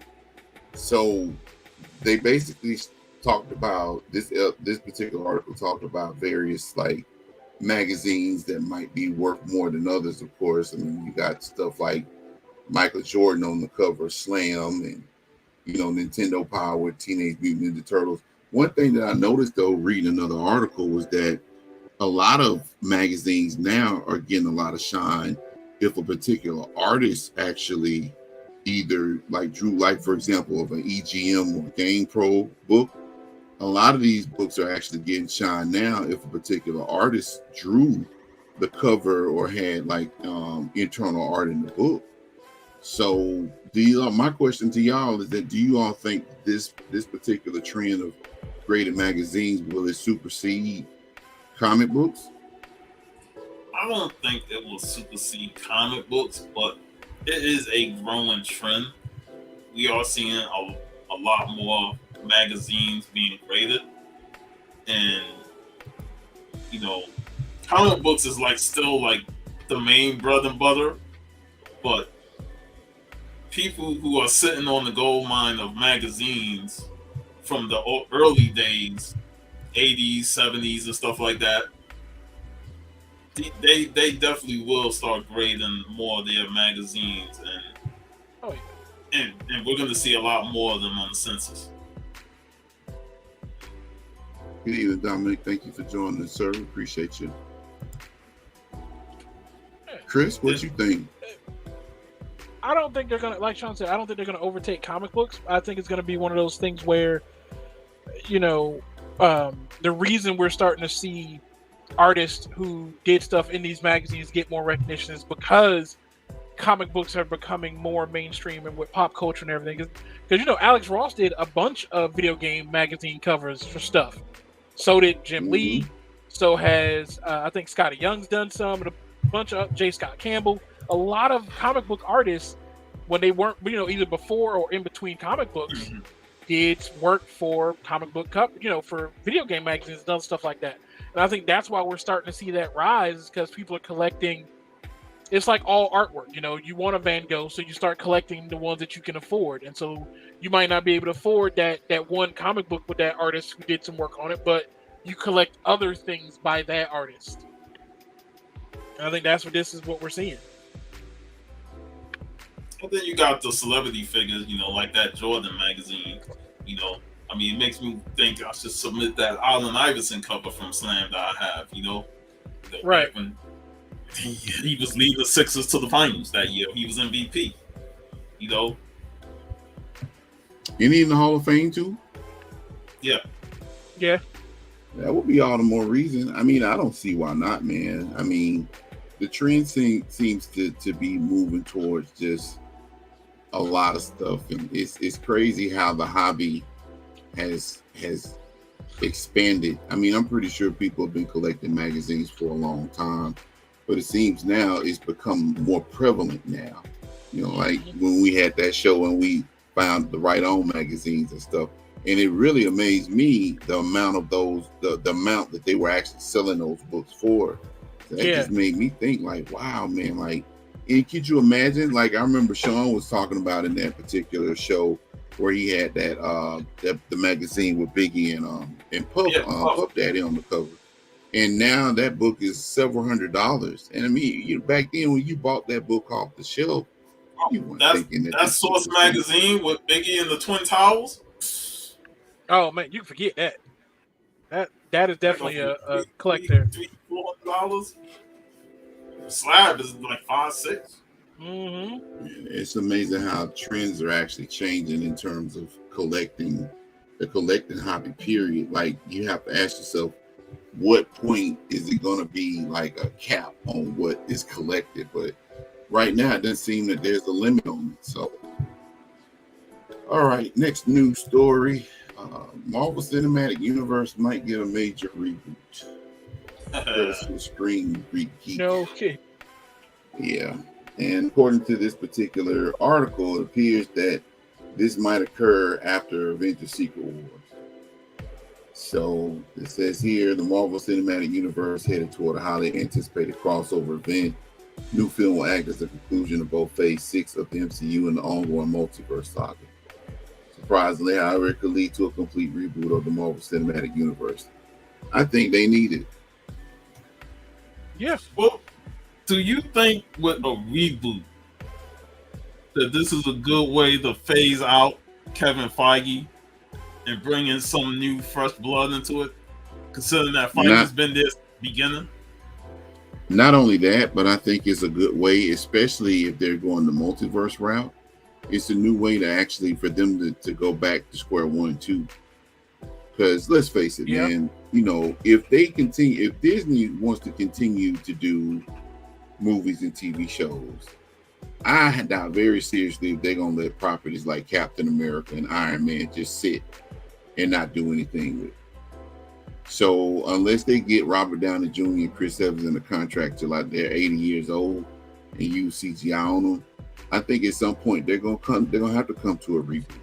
That's why we got this whole strike going, because of the AI stuff. Yep. So yeah, I mean, as far as it goes, man, you know, I feel like at some point in time they're gonna have to entertain the thought of rebooting, especially, you know, how we talked about the whole Black Panther situation and stuff. Like I said, there's money in those properties to where I don't feel like they're just gonna let, okay, so we're gonna just retire all these, you know, legacy characters from the MCU, and we're gonna, you know, try to make this head an A-lister. I don't see that, you know. So, and here he comes, man. You need to join the panel, man. I would like to know why you feel like they don't need a reboot, because, you know, we kind of touched on this Wednesday night. Shout out to Larry and the X Factor. I mean, if that's the case, like I said, how are you going to actually continue to do stories with, you know, cats like the Hulk and Iron Man? Because, like I said, at some point in time, these folks going to retire. They're going to leave the MCU. So you're going to have to. Disney's not going to not do a Hulk story just because Mark Ruffalo is no longer doing the Hulk. So how do you propose that they continue to do these stories unless they perform some kind of reboot? That's just me. Right. So, all right. Next on the list,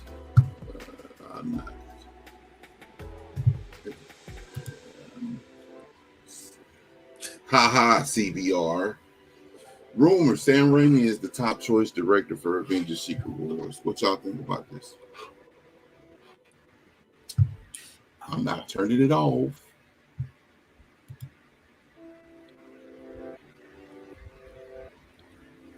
I don't know. He's a great director, and he probably would do a great job on it. But, you know, you're gonna get a lot of Raimiism in the film, and you're gonna have to like really give him creative control and let him do his thing. It's like, I mean, what are two things guaranteed? You'll see Bruce Campbell and you'll see a Delta 88 if it's a Raimi film. Yeah. Those are the only two things you're guaranteed. And he did a great job on the Spider-Man films, despite the third film being just garbage. A lot of things was against him in that film, but the first two Spider-Man films were very good. So he could definitely do the Avengers and do it in a way that not only is presentable to the superhero audience, but also like still hold true to his cores of how to do movies. But you know, I don't know about doing it at this day and age. Like considering we just came off the whole reboot, it has to be something that he could just take control of and not have to deal with something that he can inject in the past. He might even do an Avengers team that has Doctor Strange leading the way, since he did the Doctor Strange movie. I mean, it couldn't hurt. Yeah. Chris? I think because of how well he did Evil Dead, if they're gonna give Sam Raimi something, give him Midnight Suns, give him the supernatural wing of the Marvel cinematic of the Marvel universe, and let him go crazy with that. Like, let him do supernatural Marvel characters. Give him Ghost Rider and Blade and all those guys, and see what he could do with those. Like, I think he would do amazing with those characters in that setting because he's working within his element. He's working with something that he knows. Like, nothing against the Spider-Man movies that he did, but Sam Raimi does really good horror films. He does that supernatural thing really well. And I think we've seen what he could do with your regular, everyday, in the spotlight superhero comic book character. So if you gave him a character that was within the vein of what he's used to working with, basically combining the those two things together, I think we'd end up with an amazing movie for him. A whole new set of franchises for Marvel that they could look into that could go another 10 years while they're trying to figure out what to do with Captain America and Iron Man and all that. Yeah, you have a good point. I think the Russos will be a good choice, just based on their body of work with the MCU. Ryan Coogler, for me, he's on the fence. He might do a pretty good job, but yeah, there's some good points, Chris. All right, 2 more, and we are on to our main event. Captain America: Brave New World rumor explains Sam Wilson's MCU absence. And it says here, where's Captain America in the MCU? And it says, to put it simply, he's been benched. President Ross thinks Sam Thomas Captain America is best suited for publicity, while Sam knows he's meant to be in the I think it was the spotlight or the forefront or something. In the field. For one, they pushed this movie back before the strike even started. And they changed the name of it because it was supposed to have been like the New World Order. Yeah. At this particular point, is it really? Do y'all think this? And this is my question to the chat too. Being that it's kind of like how many years has it been since Endgame? Like 2-3 years, something like that. Yeah, something like that. And Captain what's the name of that show? Falcon and Silver Falcon and Winter Soldier. I'm about to say Falcon and Silver Surfer. That's been about a year or 2 as well, right? Yeah, that'd be a good show. I think, man, I don't know, man. It's just, to me, it's just a lot of time that's passed between what happened in Endgame and, doing a new Captain America movie with Sam Wilson. So, I don't know. I mean, what do y'all think? Do y'all think this movie is going to actually be worth anything when it comes out? Or will they be able to capitalize on the success of the TV show? Or why are they calling it the Winter Soldier again? Oh no, this article is just talking about where he made his debut. The name of the movie is called still Brave the New World. Right? Brave New World? They changed it. They're calling it Brave New World now instead of the New World Order. Like I said, I'll just wait and see where it goes. Right, like Sam's already gonna be controversial because there's so many people who are just like, not my Captain America. I mean, so I hated that in the Nick Spencer one, man. I felt like that was such a plot point that they kept force feeding in the book. Instead of just letting Sam develop into his own Captain America and not have the whole not my Cap shit. I really don't want to see that in the movie. But it reflected what was going on in the real world at the time. There were so many people who were angry that Captain America was black all of a sudden. And we're going to see it again when the movie comes out, just like we saw it at the end of Endgame when Steve handed him the shield and when he donned the suit at the end of, Winter Soldier, Falcon and the Winter Soldier. It's going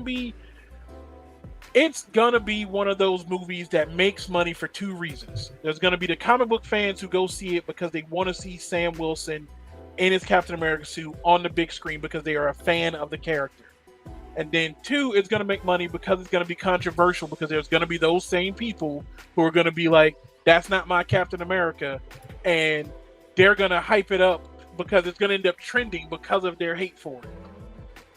Is how I feel like it's going to go for. And I see that, but you know, at the end of the day, those people I don't feel like are fans, because at the end of the day, if you are an avid comic book reader, you should know, especially a long-time comic book reader, at one point, both of them had a series together.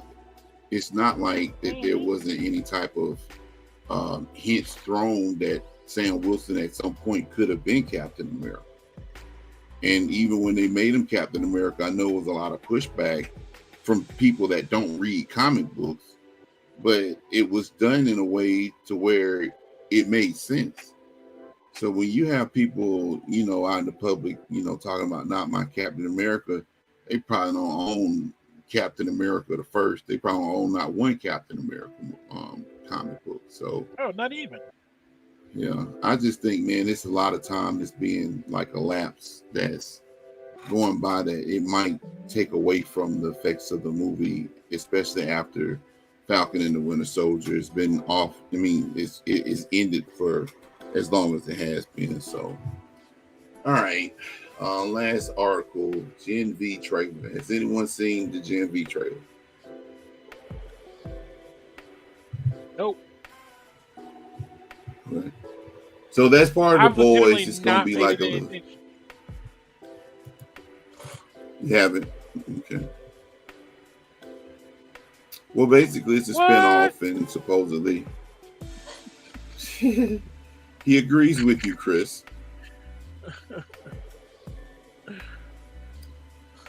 So essentially, it's supposed to be like kind of like a Generation X type deal with the boys type characters. So it's supposed to be a lot of gratuitous violence and stuff. It's supposed to drop next month. So. But I thought it was supposed to be like a prequel, like to the actual Boys. It takes place before the Boys series, but like Homelander makes an appearance in the show. He does, but see what it's kind of like. Okay, the best way you can explain Gen V is supposed to be kind of like the New Mutants of Generation X. It's a school that allows for like teenagers and young adults that took the what is it the V? I think that is the V. Compound V, and they're basically in school trying to learn how to use their powers and stuff. But it's supposed to be just as gory and violent as the original show. So, all right, they should just stick to making episodes of the Boys and not worry about all this extra tomfoolery. Yeah, we'll see how it shows up. One last thing. For those who actually are buying Mortal Kombat, apparently some copies got out early. And yeah, we'll make sure everybody knows that, because people probably on YouTube with their copies playing in the story mode and stuff. So you get Mortal Kombat 1? And y'all getting it? Not me. I'm not going to get it until probably like a year after it's been out. They done dropped all the DLCs and everything.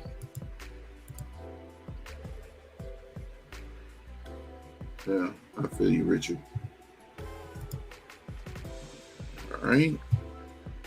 All right, folks. Well, we're done with all of this, so we're about to move on to our final. Well, not our final, but for the bread and butter of our show. We cue everything up here, and let's go.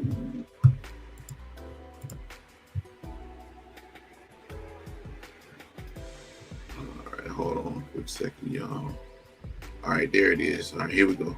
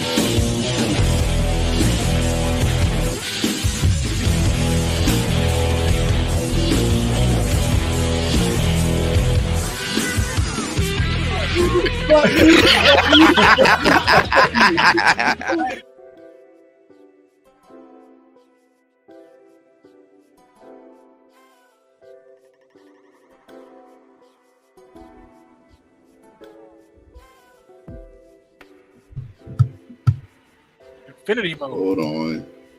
Yeah, we going into infinity and beyond. I'm gonna start this off by playing a clip of our last show. And shout out to Rico, because he actually talked about it on the show. Can y'all see it? You see it? All right. Yeah. So here we go.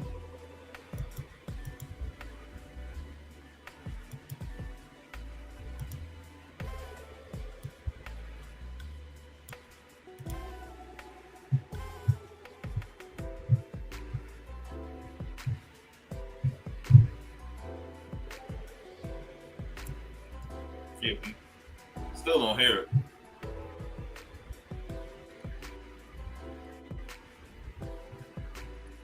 Yeah, can't hear it.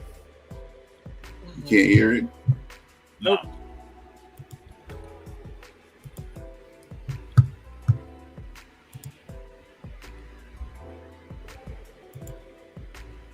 right, give me a second, y'all.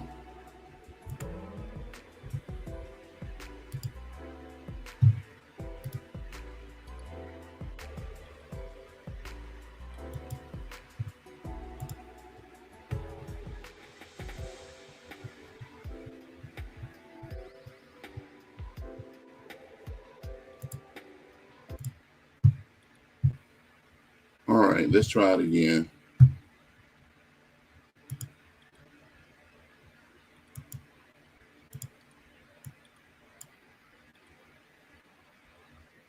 Can y'all hear it? Nope. Oh, God.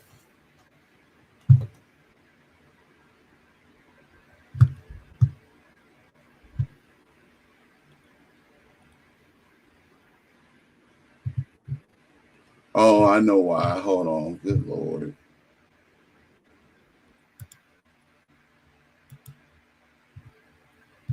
Hold on, y'all.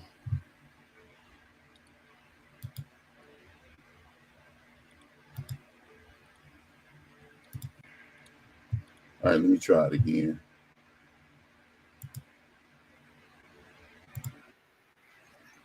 Can you hear me?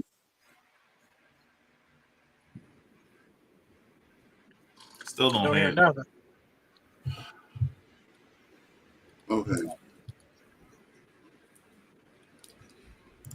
All right. So well, I guess what we'll do, we'll just go on without that. But anyway, just to give everybody a little backstory, on that particular episode, Rico had touched upon the fact that right now you see key books, thanks to Key Collector Comics. You see key books now that are actually considered keys thanks to Key Collector. And for the most part, at some point in time, there was a standard in terms of what is considered a comic book key. Now, for most websites that I went to, the definition of a key was it was an important issue in a particular title's run, right? So that would include the first appearance of a character. It would include the death of a character. It would also include various issues or situations like that character gaining a new power set or something of those lines. Now, as it stands, the key, as we know it, has been relegated to any and everything. Costume change, the first fight between two characters, and like Rico was mentioning, I hate that didn't play. I think it had something to do with my headphones. I didn't think about that from the jump. But, you know, T'Challa wearing a do-rag and, a Black Panther comic book, or him high-fiving another character, and it shows up in a movie. So the whole issue of when is a key not a key comes into play in regards to how we see keys nowadays. Because back in the day, we already knew what certain keys were. First appearance of Wolverine, first appearance of Thor, first appearance of Stormbreaker, those type of things, the death of Jean Grey. But right now we're at an impasse in the comic book collection or comic book hobby where everything is considered a key now, regardless of what it is or who it was. So earlier today, I actually posted a question, and I'm going to pose it to you and Sean, Chris. I posted it on the Comic Hall page on YouTube. And the question is, should there be a limit on what is considered a key comic? If so, what should that limit be? Should it be major events, first appearances, death of a character, new team member, costume change? And I'm going to pose that question to the chat as well. What do you feel like a key comic book should actually consist of? Let me start with this. A key comic can be whatever you want it to be that pertains to you and you own.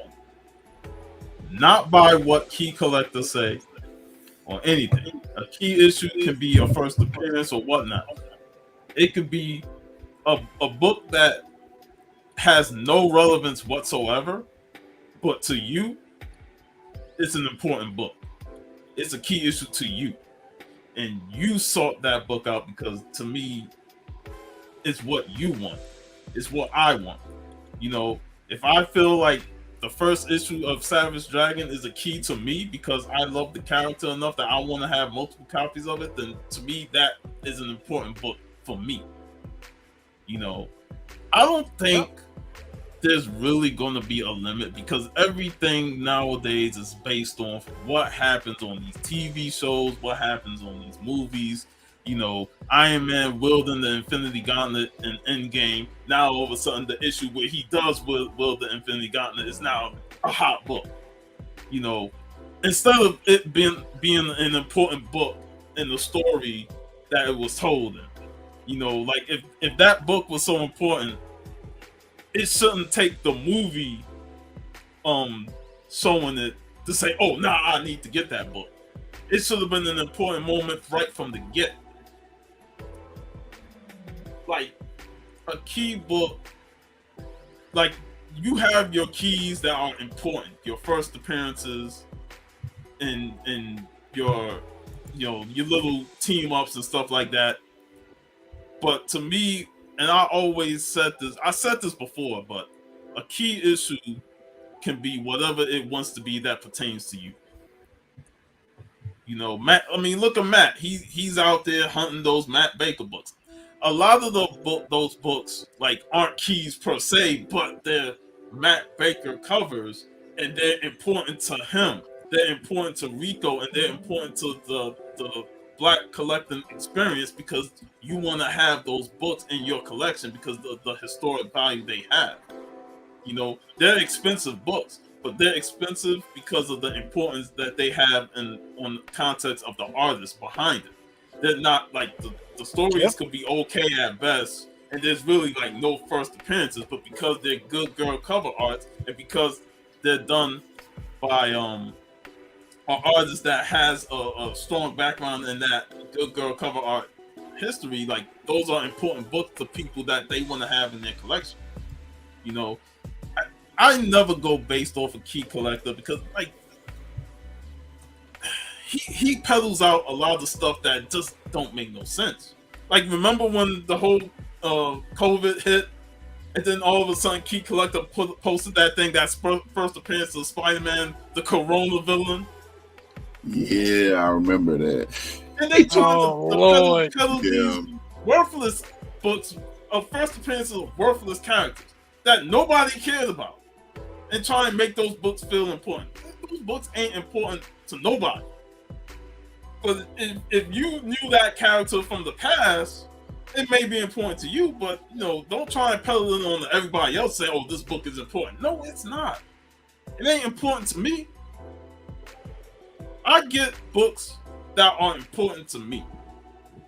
That book may not be a key to you, but it'll be a key to me because I feel like it's important to me. It's relevant to what I want to collect. I don't really care about what's being pumped out there on the top 10 lists and stuff like that because it pertains to who might be an actor portraying the character in the movie and stuff like that. Nah, I just go out there and I look for books that pertains to me. This book might be important to me. I might want it to have it in my collection. It's an important book to me. That's how I always saw it. I don't look at other sources and say, oh, this person's appearance is important. Yeah, it may be important to some people, but it may not be important to me. Go ahead, Chris. Go ahead. Go. For me, it's like this. The way, like you said, Al, with the way speculation's going and how everybody looks at everything and how everything is a key. As far as that is concerned, in today's world, it's a lot like Syndrome said in The Incredibles. Once everybody's special, nobody will be. If everything's a key, nothing's a key.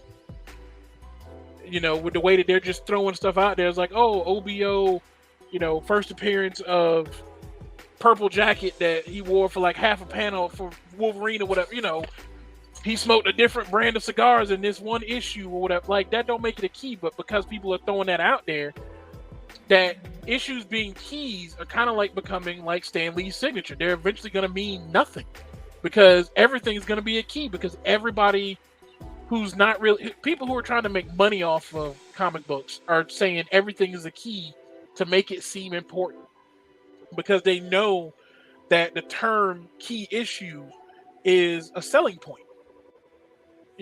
They know that people are looking for those key issues. The first time Tony Stark donned a certain Iron Man armor, or when did Cap get the round shield, and different things like that, or whatever. But for it, like Sean said, what's a key and what isn't a key is all about personal. It's all about what's a key to you. For you, Al, you're a Godzilla fan, so for you, a key would be your first issue of a Godzilla comic book. But that not necessarily is going to be a key for somebody else because they may not be a fan of that. So it really is a matter of a key comes down to what is your fandom. And within that fandom, what is the key? Like, because my mom's a huge Doctor Who and Star Trek, the original series fan. So, and her Doctor Who, her doctor is Tom Baker. So anything Tom Baker oriented from Doctor Who is a key in that sense to my mom because that's who she first fell in love with Doctor Who was with Tom Baker. And so the same thing happens with comic books.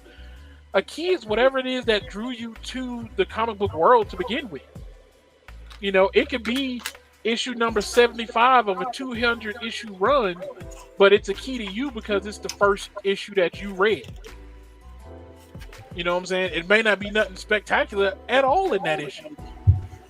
Like I said earlier, I'm looking down for Detective Comics 475. It's not considered a key issue by a lot of standards because there's no first appearance of no new characters. Batman don't bust out no new gadgets. There ain't no new villain. He don't put on a new costume. There's no new Batmobile. It's just the only time Jokerfish or the first time Jokerfish are mentioned in Detective comic books, in a Batman comic book. To me, that makes it a key because of the impact of that story across the Batman mythos. That makes it a key to me. And that's really what a key should be to anybody. It's whatever that feeling is that draws it to you. Just like whatever your favorite comic book that you like to collect. If you hunting down that gold foil Piss Pot Pete number 12, good on you. That's your key. That's what it's all about. I think people are exaggerating and blowing out of proportion what a key is because it comes down to just being what it is. A key is what is important to you. Now, how much you willing to pay for that key is also down to you.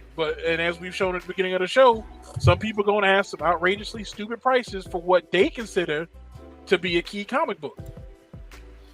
But if it's really a key to you, then you'll put in the work and you'll find it at a decent price and not get shafted just because you're trying not to have FOMO. But then again, if you worried about FOMO, you buying keys for the wrong reason, because then you buying them to flip. You ain't buying them to have, and that's just a whole different story. And I get job with that. I think my biggest issue with the way things are right now is the fact that, you know, at one point there was a set specific guideline as what is considered a key. And Yep. just to piggyback off of what what Sean just said, when I remember that vividly because I remember one of our favorite YouTube comic creators, I'm not going to say his name, but that book was trending on a top 10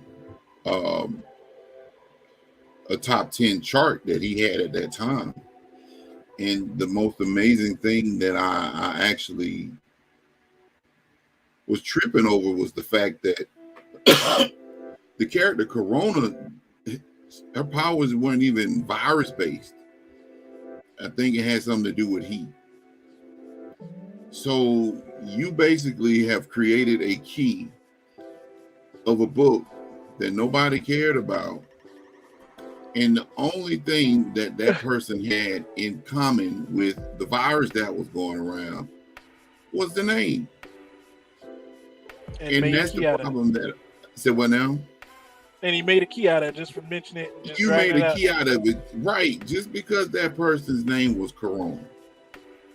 And see, that's the problem that I have now with modern day collecting. Now, for me, you touched upon Godzilla. Yeah, the Marvel run of Godzilla, I'm looking to collect that. And I have a couple copies of Godzilla #1. And I mean, outside of my fandom of Godzilla as a character, that is considered a key because it's the first appearance of Godzilla in a Marvel comic. However, I don't feel like if a book comes out, like if they were to say Godzilla is going to show up in the next Secret Wars movie, me personally, and this is coming from a Godzilla fan, I don't feel like the value of that book should go up just because they announced that character in a movie. And it's getting to the point to where with the way keys are set up now, keys are subjective. If there's a particular book that you like, that you're into, and you follow that particular book, then fine. Y'all know my whole they deal with X-Men, Uncanny X-Men. I pretty much have every key issue of X-Men there is, Uncanny X-Men Volume 1, except for some of the earlier issues. But I'm not going to sit here and say that a book like the first appearance of Maggot, if you're familiar with that character, should be heralded as a key that's worth looking at, because for so long that character was under the radar. Now all of a sudden, because you get some kind of announcement from the MCU or Disney, hey, we're going to use Maggot in a movie. Now all of a sudden people are peddling that book for like $40, $50. That's the issue that I have, because at the end of the day, if all these books, and there's thousands upon thousands upon thousands of comic books, we're not even talking about independents, we're talking about Marvel and DC, but just between the two. And at any point, something could have happened in that book that under today's circumstances can call or consider that book to be a key. And it's like, where do you draw the line in terms of the value of a book? Now, you are absolutely right. A book is worth what people are willing to pay for. I get that. But at what point are we going to draw the line and say, no, T'Challa wearing a do-rag, shout out to Rico, T'Challa wearing a D, it is not a key. But again, if he was to show up in a upcoming Marvel project and he happens to be wearing a wave cap or a do-rag, then whatever issue he actually wore that in is not going to become a key. So at what point do we draw the line? That's one of my biggest issues. Where do we draw the line? I mean, it's. I feel like the line gets blurry because like people don't know.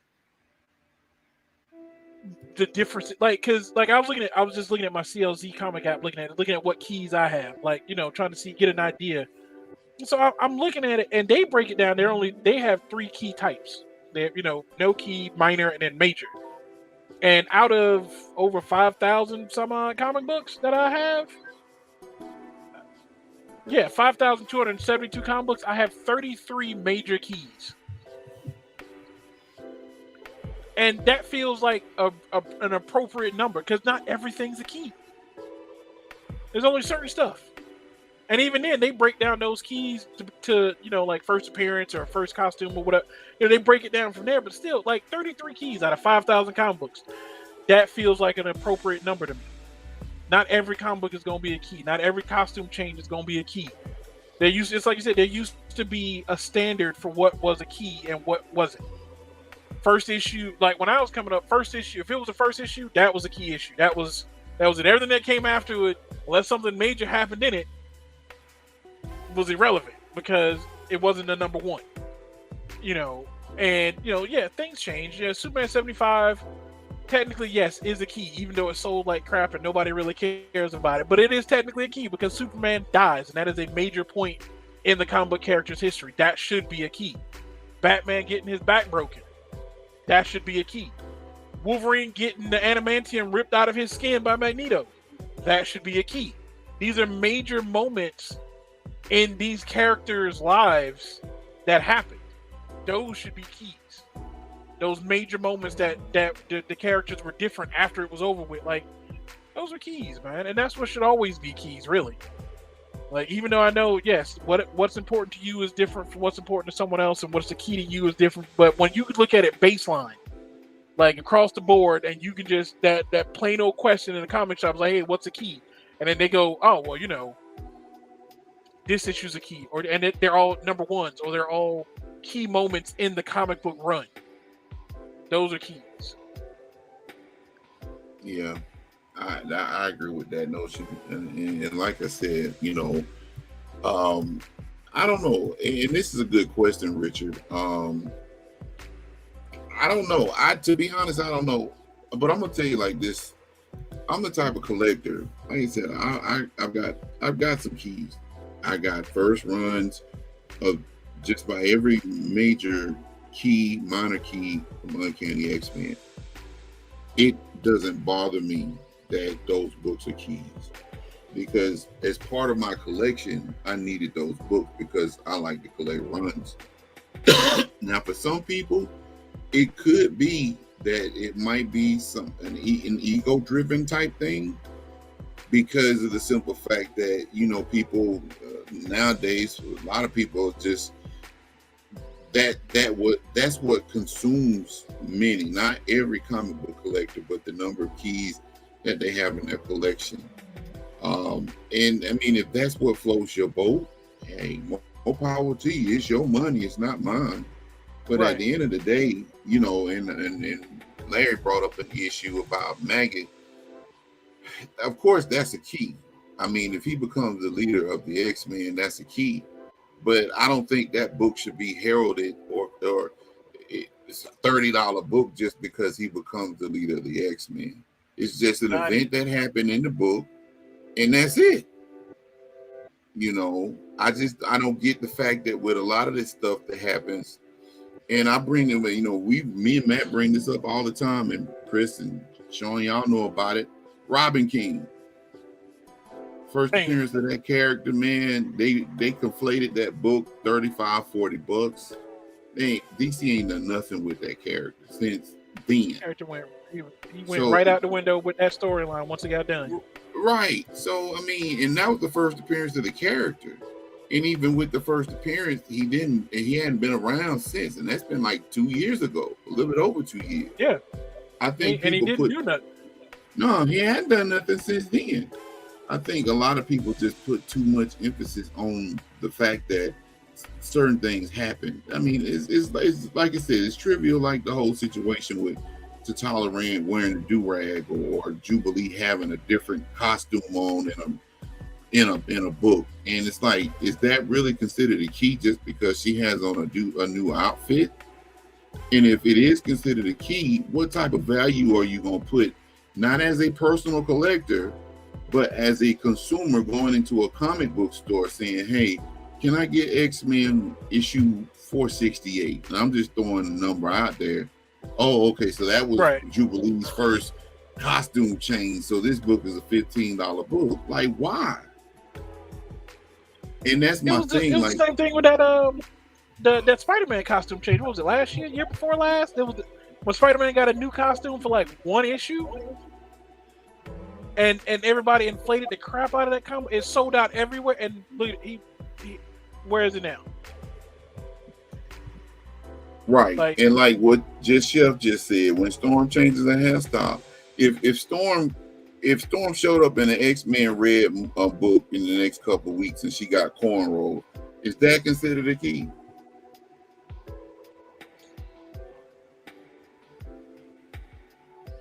But see, that's how that's what he went back to the Mohawk.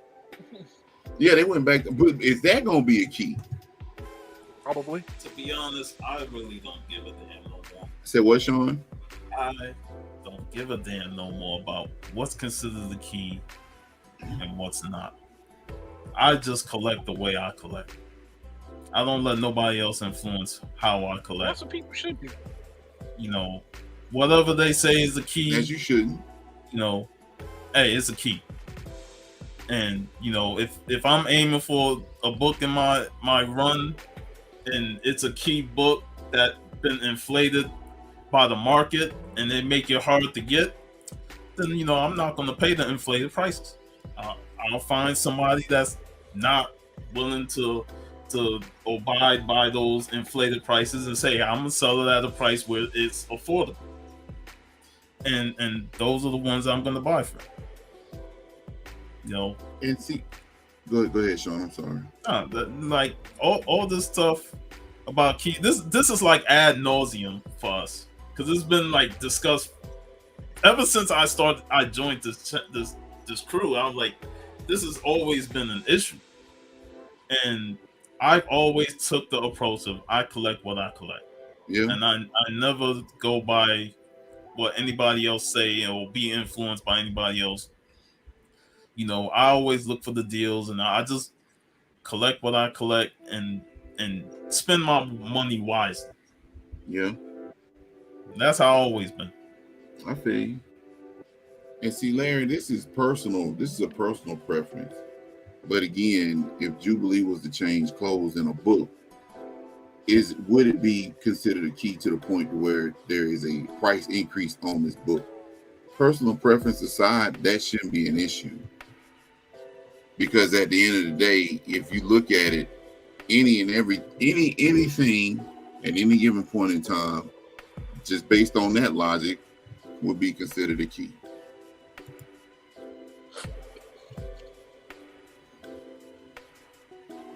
That's the way I see it.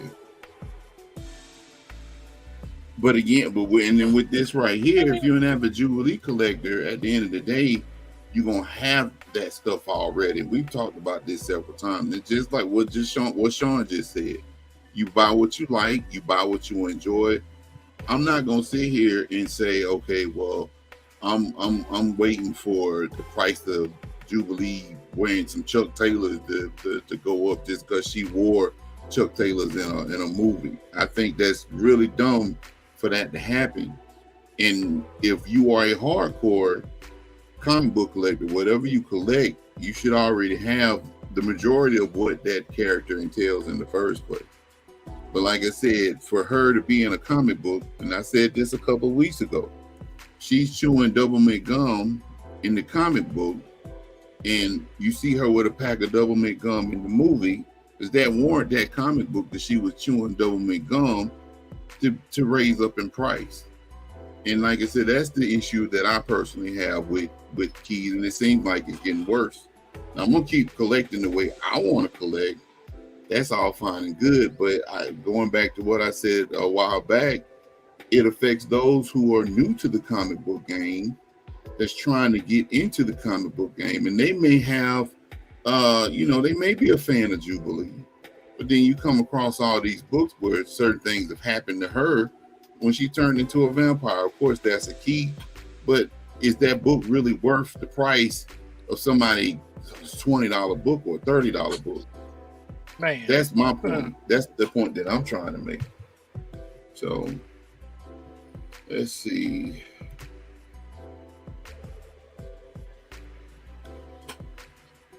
But see, that's the market though, Chad. If you think about it, there's so many inconsistencies when it comes down to keys within the comic book hobby. And one the major one we bring up all the time is Hulk 180 and Hulk 181. So the market for a lot of this is dictated by the sellers, the influencers, the content creators. I mean, that book is for the longest been 181's been considered the first appearance, even though Wolverine's in the last panel with dialogue. So it's an intriguing topic in terms of how things are going now as opposed to how things used to be.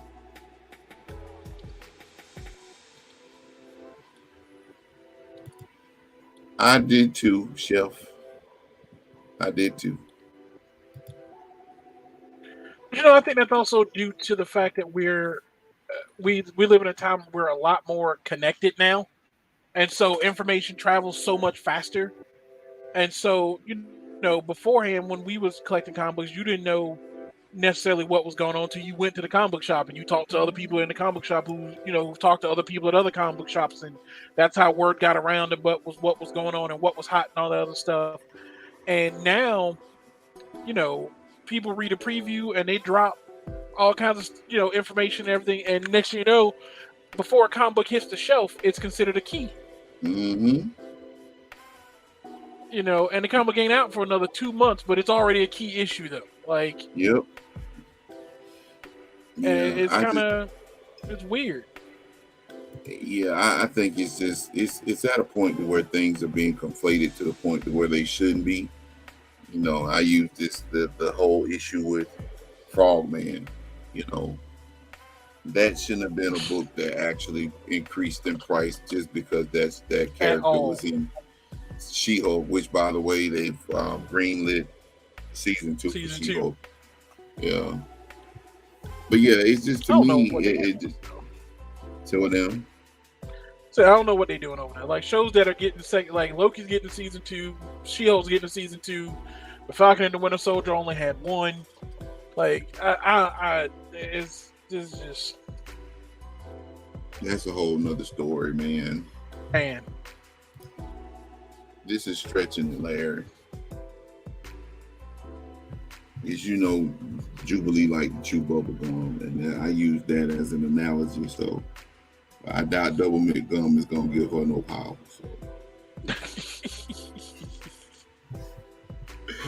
But yeah, I mean, to sum everything up, it just seems like, yeah, I agree, Donnie, and thanks for joining us. It's just, to me, it's just getting crazy because, like I said, anything that could be considered a key can already be considered a key just based on the event that occurred in the book, no matter how major or how minor that particular event was. So it's like the term key is very loosely used now. And it shouldn't be. What your personal preference is, that's fine. What you have in your comic book collection, that's all fine and good. I got a ton of books, man, ain't worth a quarter. A lot of old Image stuff. I'm not finna sit here and prop up Stormwatch #1 as being a prime key and it's worth $30 or $40 because James Gunn decides that he wants to use Stormwatch in the DCEU. Because for right now, you could probably go to any comic book store and find Stormwatch #1 for about $2-3 or even 50 cents. Yeah, it's a key, but at the end of the day, it shouldn't be worth anything. And again, I'm a fan of that series. It shouldn't be conflated to the point to where you're trying to sell that book and sell people on that book to make them think that that book is worth anything that it is. Because if it was, it would already be a $30 or $40 book. Exactly. It would already be there. So What it, did yeah. Apollo say? Throw out buzzwords like, bruh, you missed our you might have missed out. You must be out your damn mind. The majority of books that we looked at had MCU. It had it had up rare, all kind of stuff, man. But that's the Hard to era that we find, live rare. in. Mm-hmm. So right, and that's the truth too. It's just like if these books were supposed to be revered as these books, whether they were major, mid, or low, or minor books, they would already have the value attached to it. But they don't. Battlestar, we talk about that dude all the time. Man, there wasn't a more perfect example. That his book, what was it? His first appearance book got jumped up just because he was on the show, and then he got punked out. But see, this is the thing with that book, Barbarian. It wasn't. They weren't peddling that book because it was a new villain.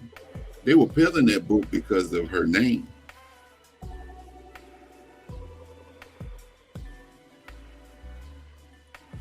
Because we were going through the pandemic, and just so happened that the virus was called Corona. So somebody said, "Hey, there's a Spider-Man villain called Corona. Let's see what we can do to get this book up to the $50 to $60." No, before then, nobody cared about that character. We need to bring back up Charlemagne's name. Right, Charlemagne. Charlemagne. Shout out to Matt. First and only point. Right. That's an excellent point, Sean. I mean, come on, like you there's certain things that I feel like, yeah, they're considered keys, but we shouldn't put too much effort into saying, okay, well, yeah, this book should be conflated. And I'm a firm believer of this, and we can end this particular segment and get on to our hauls. I think over a period of time, man, it's gonna come a point, if we continue down the path that we're on, it's gonna be a time where we're gonna see everything. If there's mention, and we're looking at that now. The first appearance of Dazzler, it has not been confirmed that character is going to be in the book, in the movie, Deadpool movie. It's not been confirmed. Cassandra Nova's been in that movie. But if you're a fan of either one of them, you should already have it. And then on the flip side, unless you're a Taylor fan, Taylor Swift fanatic, I'm looking at you, Apollo. Right. You should already have the book, and if you don't, then I can see you not having it. But like I said, it's too much being pumped into the comic book game now for everything. And like I said, I feel sorry for a lot of people that are new to the comic book game. They don't know how to hear what's going on. You know what I'm saying? It's like, it's just crazy, because you can go into a comic book store now, and if something's been announced to be part of the MCU, you might be trying to collect a run, and you can't get this one book because it's a $50, $75, $100 book. Yep. And it has no value in it except for what's being said is going to happen in the TV show or the movie. Does anyone have anything else? Looking like Boo Boo the Fool paying out the nose for a book. Yeah, FOMO. Yeah, it's crazy. Yeah, suckers bought it because Comic Fam said it was a hot book. We talking about that Corona. Not the beer, but the villain in the comic book. Let's see. Chef RD said FOMO book, Spider-Boy, Tosin, ASM Eminem, 8 Mile Van, Spawn 306, Stray Dogs. Yeah. Man, remember the Stray Dogs craze with all them covers? I had to stop myself from buying those covers. Man. Me too. I had bought like 3 of them, and I'm like, man, they keep churning out these doggone covers, man. It's like, no, I'm done. Let's see. Glad you could join us, Tony's Comics. Usagi and Jimbo 1 is a good book to pick up and watch this fall. Yeah, 9.6 for my birthday. Well, happy belated birthday, sir. I'm glad you got what you wanted. But yeah, man, at the end of the day, man, I just feel like the what we see is gonna be it's gonna get worse before it gets better. You know. Let's see. Always does. That may be the case, Larry, but that still doesn't excuse the fact that you can't go and buy a run of a book because of this, that, and the third. Profit hit #1 has been on lists off and on for the past year. I got Profit #1. That book is not worth the paper it's printed on. Profit got worse feet than X-Force because Liefeld did it. That's saying something. I'm saying with a you, lot, Max actually. Don. Say what, Chris? That's saying a lot. Like, it's worse than because Liefeld drew it like that. Yeah, that's. I mean, for real, think about it, man. How many times have you seen Profit just thumbing through a dollar pen? And all of a sudden, somebody say, well, they doing a Profit movie, and that book's a $15 book? Really? Come on, dog. No. Yo. And I will say this, Chef. That Nice House, I've not read the first two, but that Nice House on the Lake, and from what I understand, they optioned that to be I want to say a TV show. I'm not sure. But if you haven't read it, I read that series. It is good, man. Nice House on the Lake is really good. Really good. I was thoroughly surprised. Like, I did not see the story that it came up with coming. Yeah. I think James Tinian wrote that. But if you haven't had an opportunity to read it, man, it's a good book. It's a real good series, man. Yeah, Youngblood 2, I think that's the first appearance of Prophet, if you correct me, Barbarian. Still in 50 Cent bins, but let that news come up that he's going to be in a movie again. And going back to what Apollo said about this option stuff, it's just, to me, I understand a lot of it is due in part to sellers. I get it. But at some point, we have to ask ourselves, like, why is this really happening? What purpose is it, like, benefiting anybody, you know? Yeah, I heard that too, Barbarian. I was late getting into that, man. And by the time I heard that it was a good series, that issue #1 was way above my pay grade for what I was willing to pay. I might end up at one point getting the trade paperback, you know. Yeah. I don't know if there's one out, but I've heard it was pretty good. So, anybody got anything else to say? Nope. Nah. Sean is standing 10 toes on this, bro. Yeah, that for some reason I don't get it, Donnie. When Nice House on the Lake #1, it blew up for some reason. I think because they optioned it, like I said, it's either a TV show or a movie. But yeah, I'm glad it prompted that I walked out empty-handed because that's bread and butter on the Comic Hall crew. But yeah, that book at the end of the day, man, that series, it was a really good read, man. Really good. So Tony says, I have the first Dazzler bought for dirt cheap. Dave, shout out. Is it Dave's comics up in Lawrenceville? Is that the one? If so, yeah. Dave's has got some deals. Like I told you before, man, I think it's 50-50. Of course, you're going to blame the consumer because they dumb enough to buy it. But then, even though people say, well, you can't blame the seller, I think certain sellers should have a level of responsibility. At the end of the day, though, it's up to the consumer to do their research and to make sure that they're not falling into the okie doke. But like I said, even then, for people that are looking to get into a particular series, and it could be based on their interest in the MCU, it kind of, feels like they sometimes may be behind the 8 ball. Now, if they can afford to shell out the cash for that $80 book between $2 issues, then hey, by all means, knock yourself out. Knock yourself out. Funny how certain second appearances hold some value. Yet Deadpool in 9.8 is like $80. That's a comic book game for you, man. It's like rolling the dice. World Series of dice with grits and gravy, them. Smash Larry. All right, folks. Well, we are done with this particular segment. And we thank you for the participation in the chat. So we're about to get to the last part of our show. And then we're going to let y'all go. Let's see here. All right, here we go.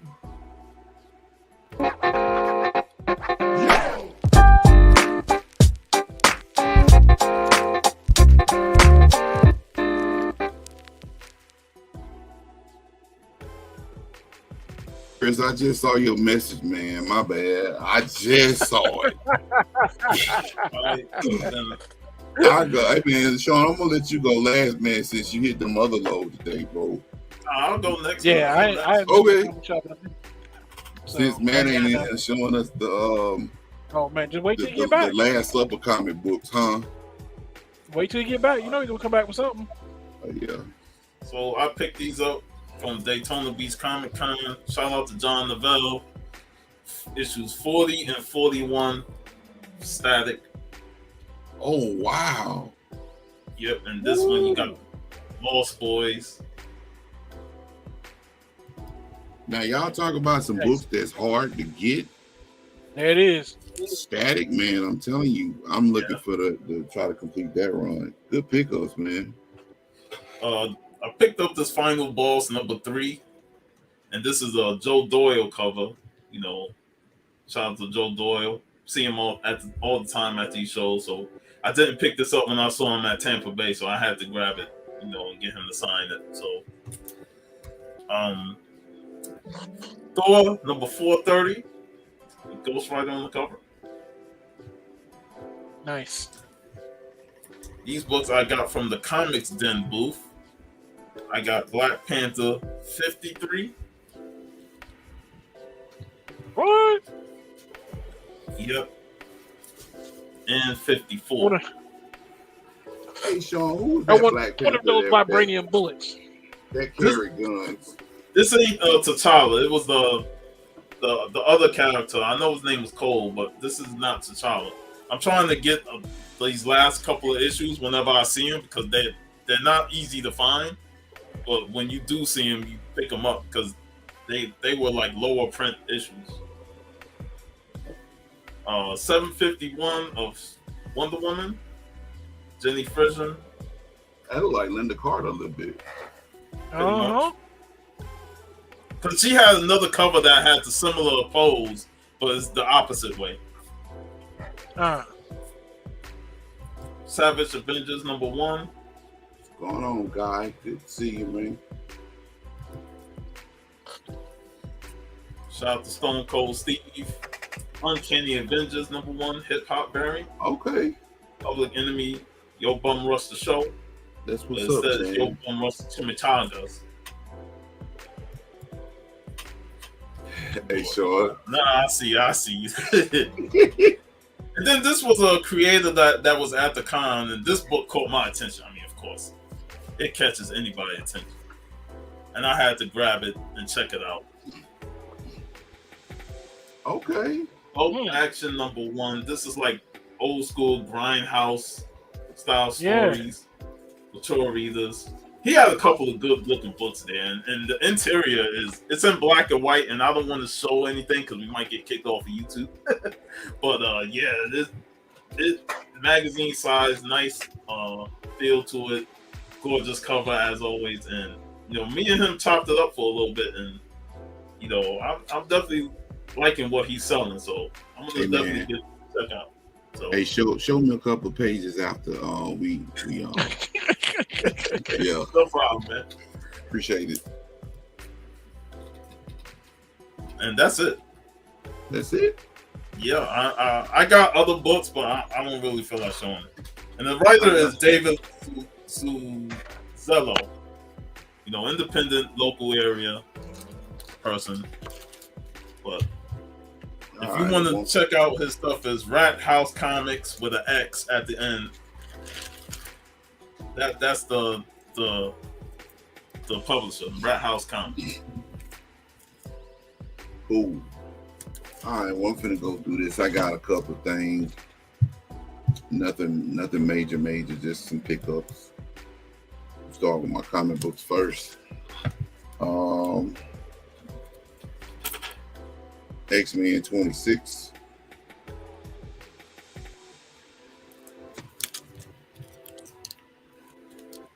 Shazam number 3.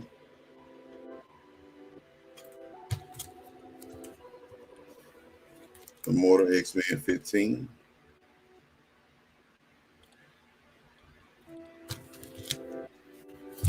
Godzilla Rivals number 1. Why this book was $8, I don't know, but I picked it up anyway. New Mutants 32. New Mutants 33.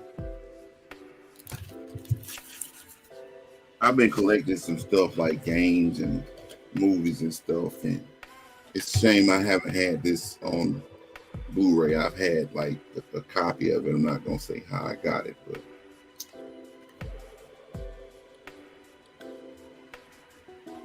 had to pick it up on Blu-ray. I just watched that the other day.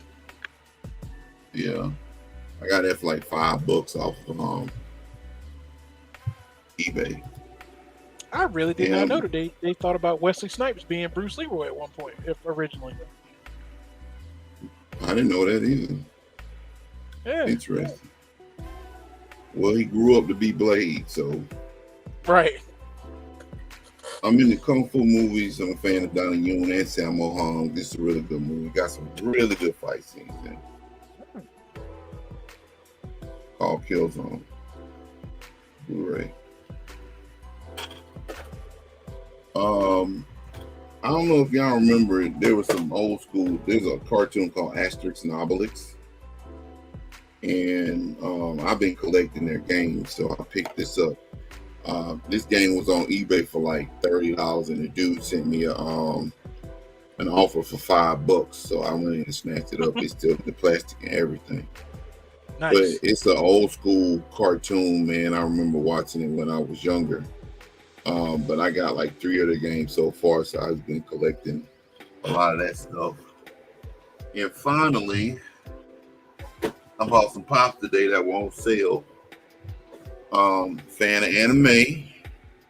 So if you're familiar with Naruto and Naruto Universe, you're familiar with the Hokages. This was like $11. Minato Namikaze. And this is supposed to be like a mountain in the Leaf Village. All these are supposed to eat. It's like 7 of them, and all of them are supposed to like connect together. I probably won't take them out the box, but this is Naruto, Dad, Minato, and this is the second Hokage, Tobirama Senju. And this was like $11. And I got one more. The first Hokage, Hashirama Senju. So I don't know why they did Boruto, but you know, these cats are from Naruto Shippuden. So, but there's a total of 7 of them because there's 7 Hokages. So I just issued 4 more. Nice. That's it for me. Said nice. Yep, I went to GameStop earlier today and paid on my Cleaned up. Yeah, I mean, at first I was just gonna get one, and no boy, he rung it up like $11. I mean, how much the other one? So he told me, okay, I'm gonna go ahead and snatch them up. So I have 4 more to get to complete that. I went to GameStop to pay on my Mortal Kombat. And for those that might be interested in picking that game up, if you pre-order the premium edition, which comes with like a Jean-Claude Van Damme skin, did y'all see that trailer? Yes. You muted, Sean. I saw the image, but I didn't see the trailer. Yeah, it's dope. It's dope. So you get the skin, Jean-Claude Van Damme skin, you get the season 1 pass. So if you pre-order the premium edition, you Hey, get. man, if you're gonna have John Claw, then you know he's doing the splits. Oh yeah, they got a trailer, man. He Got nut to. punched. He nut Got punched to. Johnny Cage like 10 times in the trailer. So, but you get that, and you get the season 1 pass, and you get early access. You get on the 14th because the game released on the 19th, just in case anybody's interested. So, anyway, that's gonna do it for tonight. Anybody got any parting words before we go? Hope everybody have a good Sunday. Stay safe in the streets. Yep. Sean, you got a show with Vivi next Dangerous out there. No. There's no show next week. We'll be back the following week talking LA Confidential. week? LA Confidential.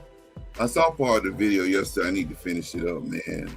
Y'all getting in that Last conversation good. Mm-hmm. That's Boy Scout. Yep. Good Which is stuff, like good stuff. it's like the unofficial sequel to Die Hard and the prequel to Mo Money. Yep. all in one. Yeah, that sounds about right. What you got going on, Chris?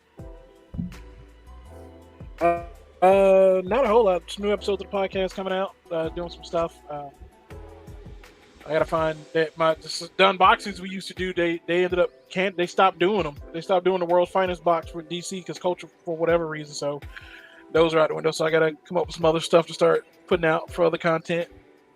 But just some new episodes of the podcast and stuff like that. So for the people watching, okay. So for the people watching, man, where can they find your podcast? You can find the podcast on Spotify, Apple Music. You're going to want to look up Outcast United, and it's just much like a lot of other stuff. It's unedited, it's raw because we did a couple episodes in the beginning asking fans if they liked it more raw or if they liked us to edit them and so they run all smooth. And they overwhelming support from the fans was that they loved hearing it raw. When our daughter comes in and just walks into the room and just starts talking and hearing us be parents while we're trying to do our comic book thing at the same time, like they like experiencing that real. It's like this is what it's like to be a comic book fan and be a parent. You got to juggle the two, and you can't always separate them. So we just stick to it. Mm-hmm. All right, folks. Go ahead, Sean.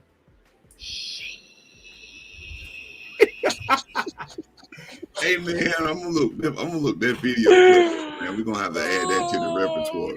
For real. I seen one, man, where it was a compilation about 2-3 minutes long where he was just matter of fact, I'm gonna look for that when we get off the air though. Yeah, we're gonna have to add that. Now next week, I don't know if we're gonna be on. I guess that depends. Like I said, Matt is overseas, so he may not be up to doing a live stream. So we'll just have to play it by ear. But we will be back if we're not back next week. But that's pretty much it. So on behalf of Sean, Chris, Remo, Larry, which I don't know why you didn't join us tonight. You could have been on the show tonight, bro, but it's all gravy. Rico and X, we bid you all a good night. Sean need to get some sleep because it looks like he's been about to pass out for like the past hour and a half.